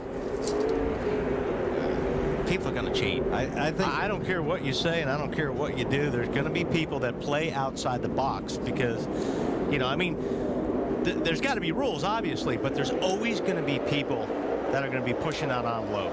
Kenseth leads him back to the green flag with Gordon right on his bumper looking for the lead. What a great start the 24 car got. Oh, he was looking on the inside of the 17 and almost had position. And that was a nice block, too, I guess. Well, Jeff got to see him restart a couple of times and watched him and learned. His best shot is going to be on a restart. Burton third, then Tony Stewart in fourth. Harvick is back there behind Sterling Marlin, a lap car. If that was 5 to go, there would have been contact. And just to finish the thought on Helton in the drivers meeting, I think what Mike was saying there is that the next guy, that the money doesn't mean anything to you and the points don't mean anything to you. The next guy that gets caught might be missing a race. Or more. Well, Chad Canals missed 4 races. I think the team's missing a race. I think that's what he's telling you. I got you. Either your team or your driver is sitting it out. I understand what you're saying now. Because you can only keep handing out money and points so many times. Because Wally's right, guys are going to find ways to try and bend the rules. Harvick got around Marlin. All of a sudden, the 12 car, Ryan Newman, was off the pace down the front stretch. Engine is still running, but he slowed considerably down the front stretch. He was part of that Michael Waltrip incident just a few laps ago.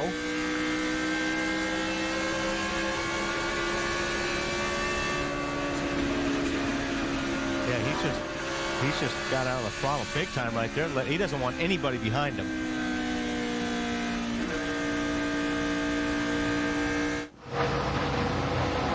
And now nobody is. Ken Schrader goes by. And Ryan Newman, a past winner at this track, has 27 laps to limp around here. Look at Matt Kenseth go.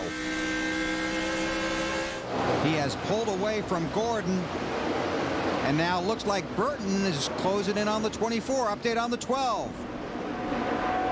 Marty? Well, Bill, just to give you a quick update, Ryan has not said anything on the radio. They've had a terribly tight race car all afternoon long.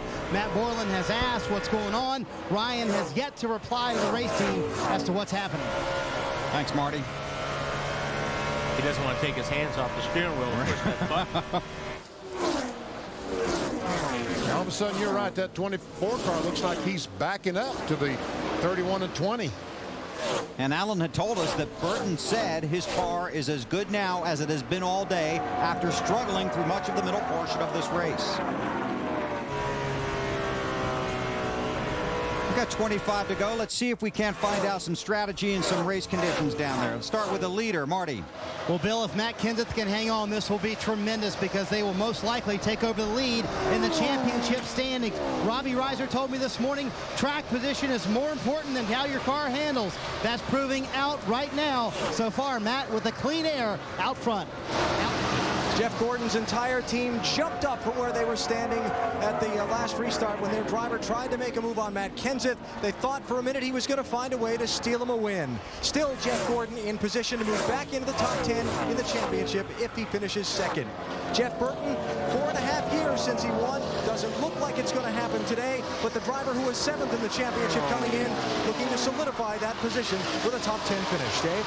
Tony Stewart has a strategy to be a repeat winner here at Chicago. He just won't tell his team what it is. He said, hang with me, guys. I got a plan. Crew Chief Greg Zipadelli radioed back. It'd be nice if you just brought it home today, bud. Alan. Under that last caution, Kevin Harvick told his race team he thought he did not have a car to beat the first two. That would be Kenseth and Gordon, but he thought he could get the two in front of him, Burton and Stewart. So far, though, Harvick not quite able to hang with those two drivers. Matt? Jimmy Johnson now has some clear air between himself and the 29 of Kevin Harvick, holding his own over that last run. But if you look at this team, they've really held their own ever since they came in the Nextel Cup. But Jimmy says the biggest thing this year versus last year is maturity. Yeah, in years past, I think we've kind of peaked before the chase started, and then other teams were still working real hard and refining their package and caught up and passed us up. This year, we've got a new Monte Carlo body that we've been developing and working on, like all the other Chevy teams, and it just continues to get better and better. Plus, we've been trying to learn a new package. Ever since our shocks disappeared in Dover of last year, we've had to go back to the drawing board, and it happened to us in the chase and really hurt our chase performance. And over the offseason, we worked hard, and through this season, still developing a better product than what we had. So it's not that we're really experimenting, which makes it feel a little better than last year. We're still just trying to learn. And as a reminder, on his dash is a piece of duct tape that simply reads, whatever it takes. Today, it's a top 10 finish to get in Chicago and get out in solid form. Dave? Kyle Busch now challenging for that 6th position. He's been working different lines, and here was his discussion with the team on the radio. Worse way down on 1 and 2 when I get off the line than I do down in 3 and 4. And if you go too high, then you're just wasting your time going all the way around that way, but you get a heck of a run off the corner. So there's a balancing act here. I got to work on something. He got a heck of a run off of that corner and solidified 6th position after being very critical of his own driving early in the day. He's figured out a new way to get around Chicagoland. Marty?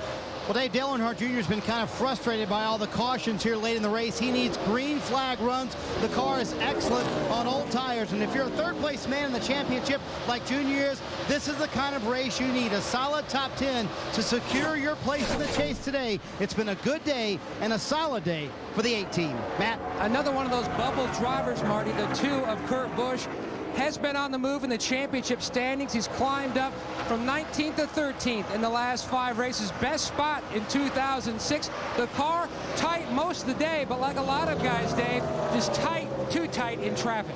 J.J. Yaley has experienced some of that today, man, himself, but they've worked on air pressures on all four corners of that car a little bit at a time all day. He started 10th, he runs 10th, he's hung around there all day long. Matt? What an impressive day for the 41 of Reed Sorensen, been hovering in and out of the top 10. This is the kind of run that this young man really needs as a confidence booster going into a series of races coming up that have traditionally been strong for the Ganassi organization. He runs in the 11th position, Dave. Right behind him, Clint Boyer, who's lost a position after this restart, has been running pretty well all day. Remember, he started way back in the pack as well, has worked his way up to the top 10 or 15 and stays there. Matt? The 25 of Brian Vickers halfway through the race, Dave, came on the radio and said, is this the car that we had at the Coca-Cola 600 in Charlotte? And they said, that's 10-4 copy, because I thought so, because my feet are already blistered. He's using the heels of his feet to press the brake and the accelerator. Meanwhile, the 10 of Scott Riggs pitted back on lap 199. The car was tight. This team really dialed this race car in. He was slipping and sliding, skating earlier in the race. The car is pretty decent now, Marty. And Matt, the man trying to go around him is former champion Bobby Labonte, and it's been an interesting day for the 43 bunch. They had an extremely fast car early in the race. In the middle of the race, they struggled, and now the car's getting better for Bobby. And they made a pit stop on lap 229. They actually tried to fix a loose condition. They've made it better. Still trying to pass that 10 car, Dave. Mark Martin started the day 9th, but quickly fell back. The crew has been battling that car the rest of the day. On lap 171, they made an adjustment to the right front shock that brought that car to life. He restarted then 21st. He's all the way up to 18th now. Matt? Greg Biffle just climbed into the 16th position. He pitted, took 2 tires, no adjustments. He was one of those cars that could not make it on fuel. They were 7 laps short at one point. Snarty? Matt, a little while ago, the crew told Martin Truex Jr., why don't you try running the high line? He said, you know what? I would love to run the high line if I could, but I can't. Our race car just will not turn in the corners, so I have to run that bottom line. Truex has had a solid day. Never got above into the top 10, but he's been flirting with it all afternoon, currently in 17th. Bill?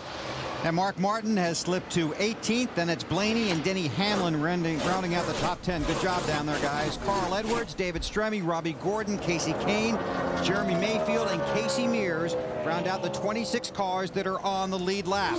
Matt Kenseth has clinched the 5 bonus points for leading the most laps. It's the second race of this year that he's led the most laps. Led 146 when he finished second at Las Vegas. It's the race Jimmy Johnson beat him coming out of turn 4 when Matt's coil started to go.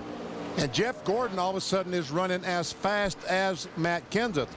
But with only about a dozen laps to go, I don't see any way in the world he's going to be able to catch him. And I think the reason is because he's now 15 or 20 car lengths behind the 17 car, where he wasn't having that problem earlier. He was too close, and he was getting that dirty air from the 17 car. Championship standings changing throughout the race. Right now, Kenseth on top by 36 points.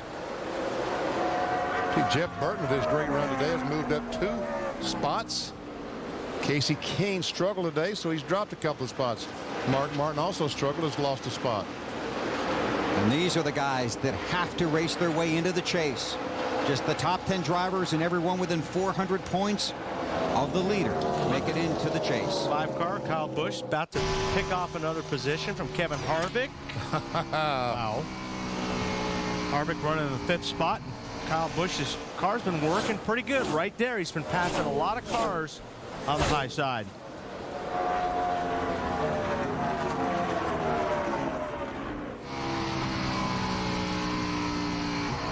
10 laps to go, 10. He moved up a little bit in 3 and 4. Seemed to help him. Helping the driver with the line. He was talking to Kevin Harvick and telling him that Kyle Busch had moved up a little bit and seemed to make his car run faster.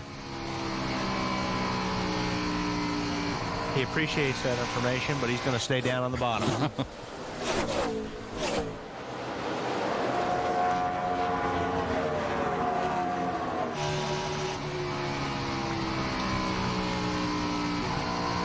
Harvick hugging the inside line. Obviously feels his car is better down there. Yeah, well, that's where you go. I mean, you go on the racetrack where the car feels the best to you. The thing is, you usually get in the corners better, and you get through the center better if you're on the bottom. But the guy running the high line gets such a good run off of the corners, if he's running high, that's where it makes a difference.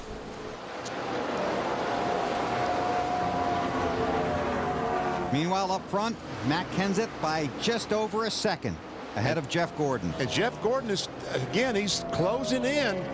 But as you said, Walt, it may be because he's now 15, 20 car lengths behind, and we'll see if he gets close, can he continue to gain? That time he gained another 1/10 of a second on Matt Kenseth. Matt Kenseth is from Cambridge, Wisconsin. He became the hometown hero for the first time in 1994 when he won the track championship at Madison International Speedway. That day, a fierce rivalry occurred between Kenseth and Milwaukee's own Robbie Reiser.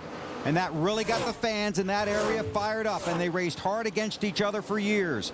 It was the late 90s when Robbie Reiser needed a guy to drive his car in the Busch Series, and he called his rival, the guy they used to call Matt the Brat Kenseth. Now they have a Nextel Cup championship to share and lead here at Chicago with 7 to go, Marty. And Bill, this morning, Robbie Reiser told me they really had about a 5th to 10th place car, but that track position would be the key to everything. And give all the credit in the world to the crew that Robbie has assembled. They have won the last 3 races off pit road to keep Matt out front, which Matt said was his only chance to win this race. Obviously, the clean air meant a ton. Even though the 24 is trying to track him down, the 17 pulling away, trying to win this race. Jeff Gordon now just a little over a half second behind Kenseth with 5.5 laps to go.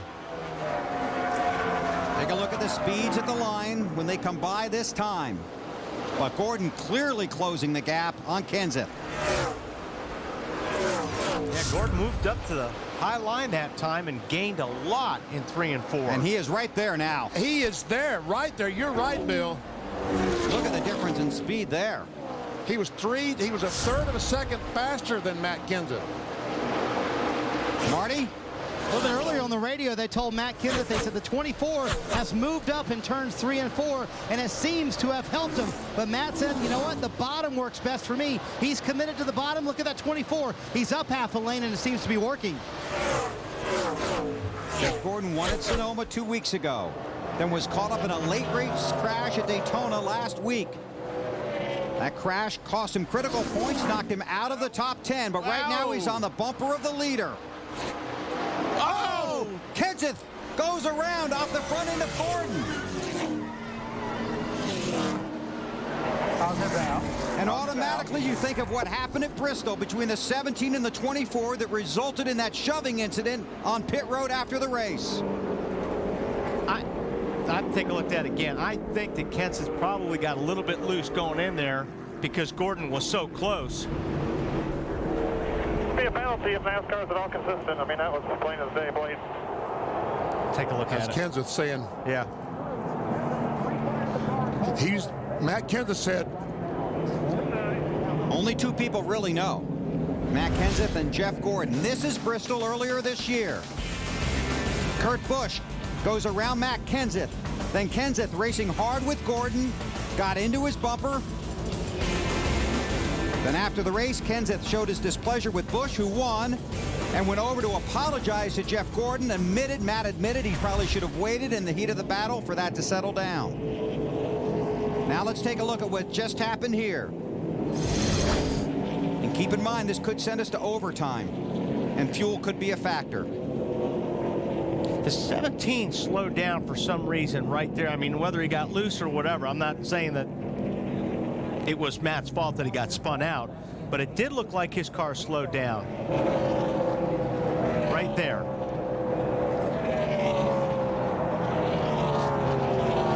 We heard Kenseth tell his crew on the radio that, what did he say, if NASCAR is consistent, they will black flag the 24. Is that not what he said? Yes, and remember that Jeff Gordon is on probation.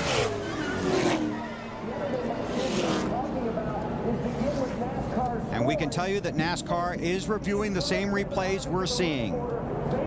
The 24 crew of Jeff Gordon. Marty? Well, Bill, what Matt Kenseth is arguing, he thinks he should be in front of the 29 car. There was obviously a moment where the team was extremely angry, but actually they're fairly calm. I give a lot of credit to Robbie Reiser and his guys. He's telling Matt right now where his position should be on the racetrack. Matt is saying he should be in front of the 29 car. They are concerned. He flat spotted the tires, but Matt said he's confident enough in them that he's not going to pit. They will not take on fresh tires. They're trying to position him. Hopefully we can get a word with Robbie Reiser here in a second as he continues to talk to Matt. Robbie Reiser, a huge fan of Vince Lombardi. Tries to run his team the same way Lombardi ran the Packers and won championships. It does look like that Matt was not able to get off this second corner as well. Well, obviously Jeff Gordon is so much better there, and looked like Matt was trying to keep the car on the bottom of the racetrack and not slide up, and did slow down a little bit. And the way that I see that, you can't penalize Jeff for that. I mean, because for whatever reasons, he didn't get on the gas, whatever, but that definitely wasn't a blatant shot at Matt Kenseth. It wasn't on purpose from Jeff Gordon. So you're saying it's a racing incident? Yes, that's what I'm saying. Jeff Gordon, the race leader. Burton, Stewart, Kyle Busch. Right now, Kenseth has scored in the 5th position.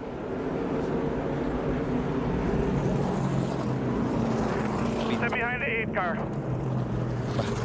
Going behind the 8 car, going back to the 9th position. I think he'll be going back to the 8th position because he's currently scored in 5th. True. Junior will go up to 7th. Correct. And just that little bit puts Johnson back on top of the championship standings with 3 laps to go. Allen is in the 24 pit. Steve, has your driver said anything to you about the contact with the 17? No, I mean, he didn't have to say nothing to me. It just appeared that 42 kind of got them both checked up, and appears we got into the back of them. You know, we don't like to rate like that. I'm sure he didn't do it on purpose, but all we got to do now is make sure we got enough fuel to get to the end. That's my next question. Is you're worried about running out of fuel with this caution extended, aren't you? I mean, I think the whole field's worried about running out of fuel, but it is what it is. Everybody's going to race it, and we're just going to worry about our stuff. All right, thanks, Steve.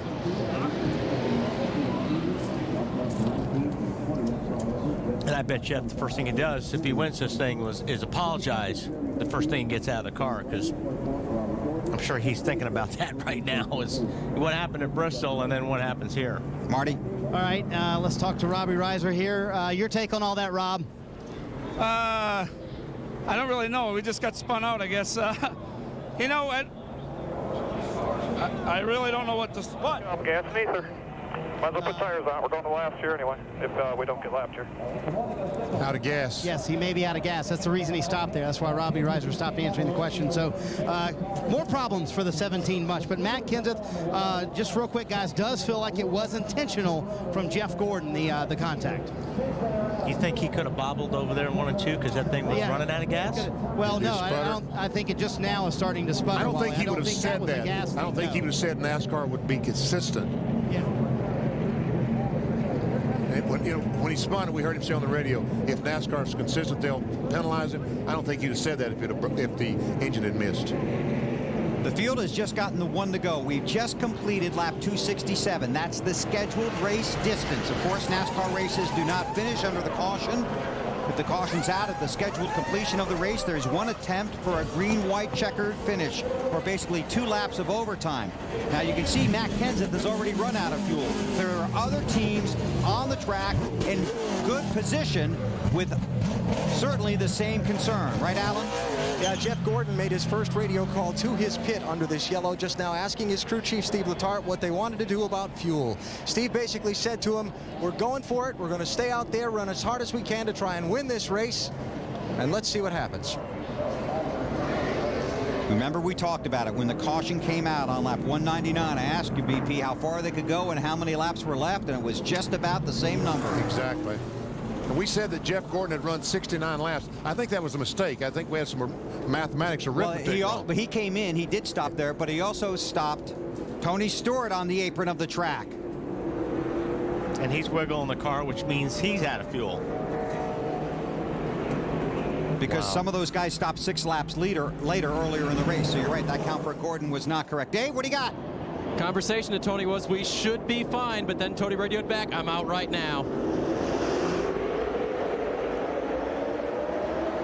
Man, that's going to be from third to last. 2 laps to go. Harvick down on the bottom, takes a spot, or trying to take the spot back away from Kyle Busch, but Kyle has none of it. It's a great run. There's Junior back on that high side, trying to work his way by Johnson for the 5th position. Tony Stewart has just gotten to his pit stall on pit road, fueling the car and trying to get it refired. The field coming around to get the white flag this time. Leader has the white flag, final lap of the race. The caution comes out from here on in. The race is over.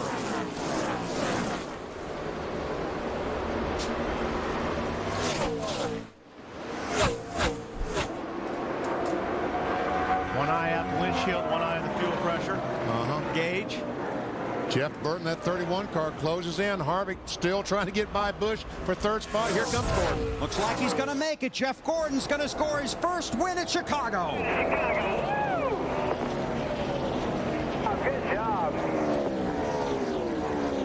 Most trouble, car spinning. Oh, in the wall. Matt Kenseth. Matt Kenseth. Yeah, that was really nice. That was real nice. Casey Mears in the grass in the 42 car. Somebody turned right down across me. Kevin Harvick. Oh, man. Comes home 4th. Earnhardt Jr. 5th. Down the outside of the 40, goes underneath them.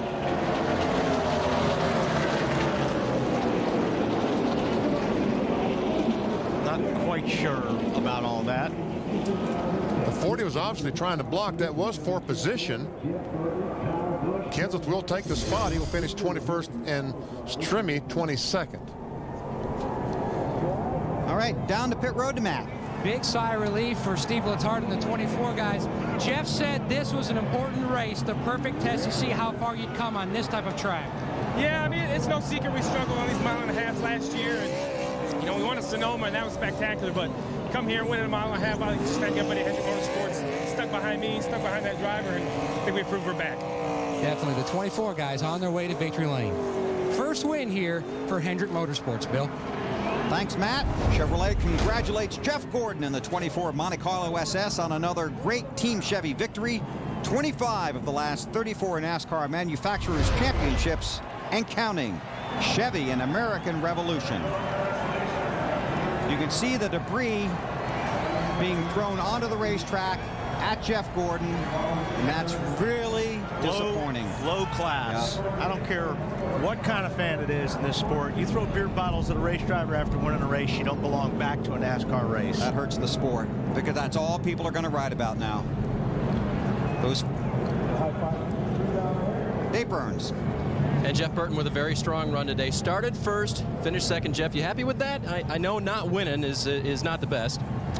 Well, I mean, obviously every team out here wants to win, and we just got a little bit off. I started us off too tight, and you know, we got a good turn in pretty well in practice, and you know, it just seemed like that was our weak point. But that falls on my shoulders. I didn't get us turning good enough in practice, but my singular pit stop guys today were on it and did a great job, and that was a lot of reason why we finished second.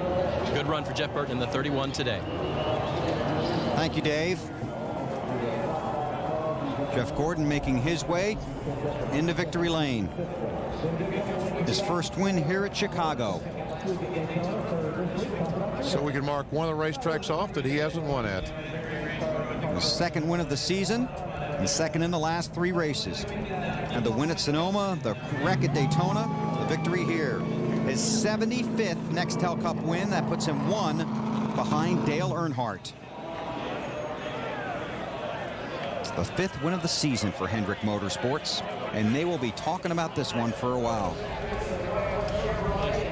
Matt Kenseth. You guys are right. These fans have no reason at all. But one reason that we had so much demonstration here at Chicago, it's close to Wisconsin. And I'm sure a lot of fans came across the border down to see their favorite sons do well today. Still no excuse. No, I agree. I agree wholeheartedly.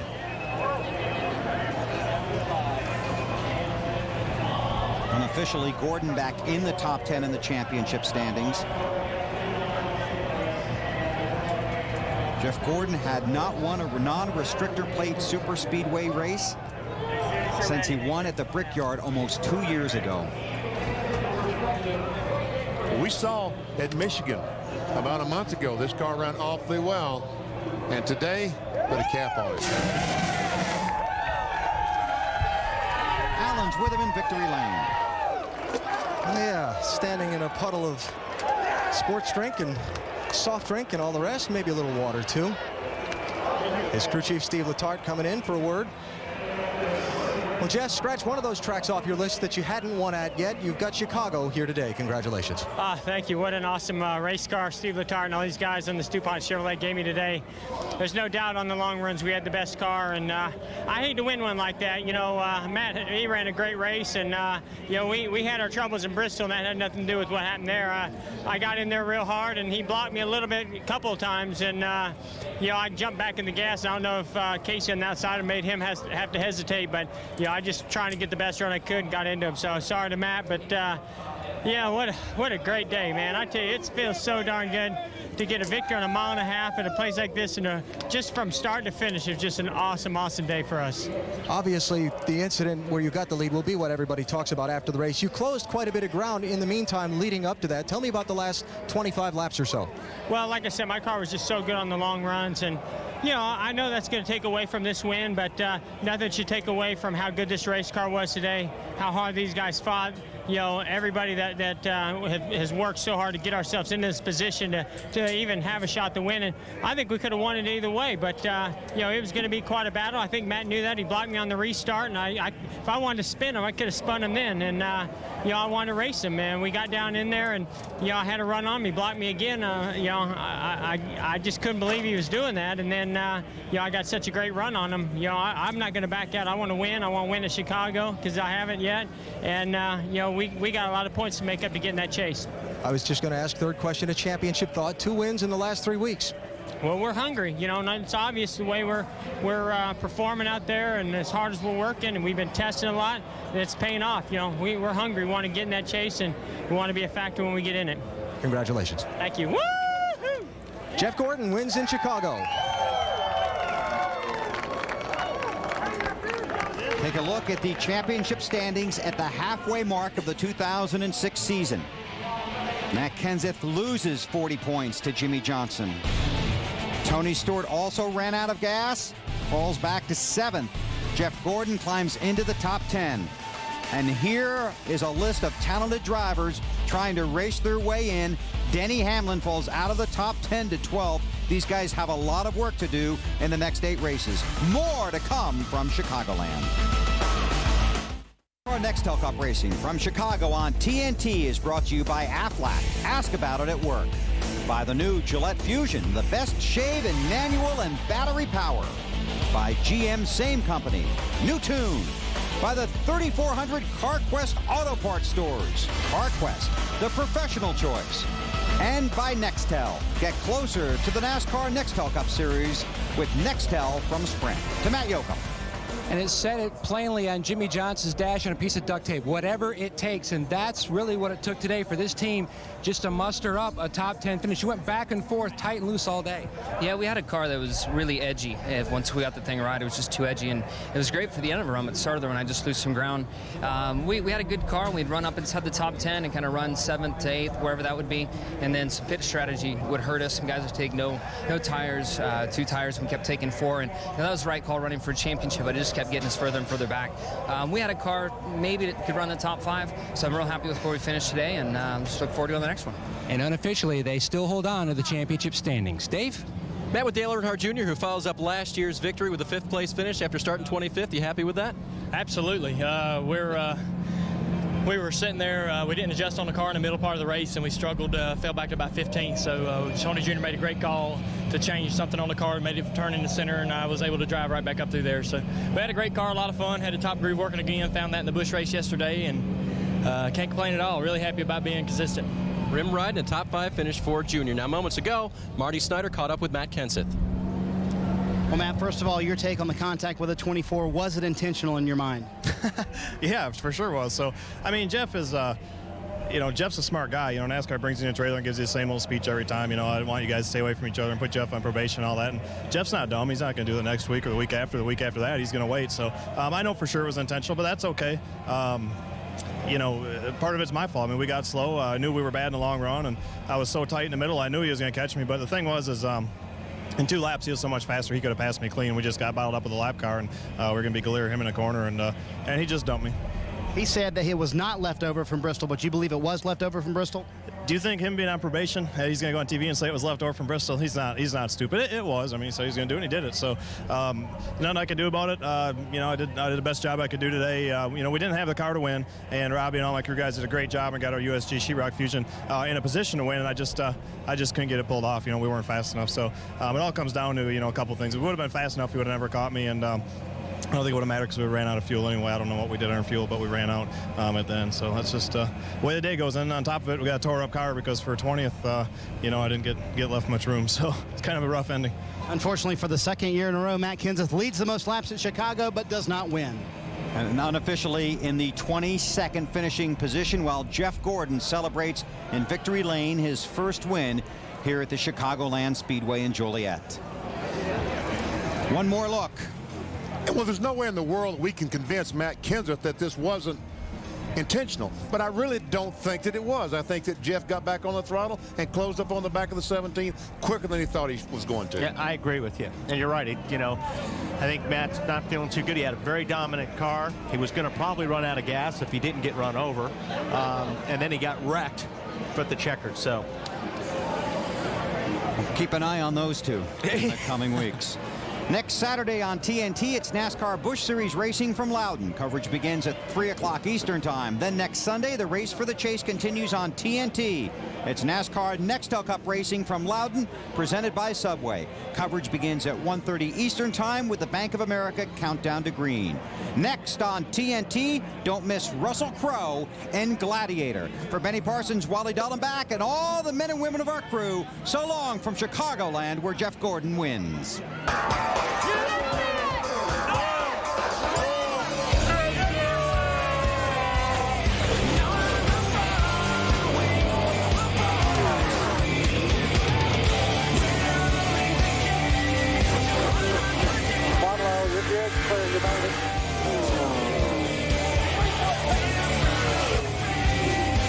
Jeff Gordon's going to score his first win at Chicago.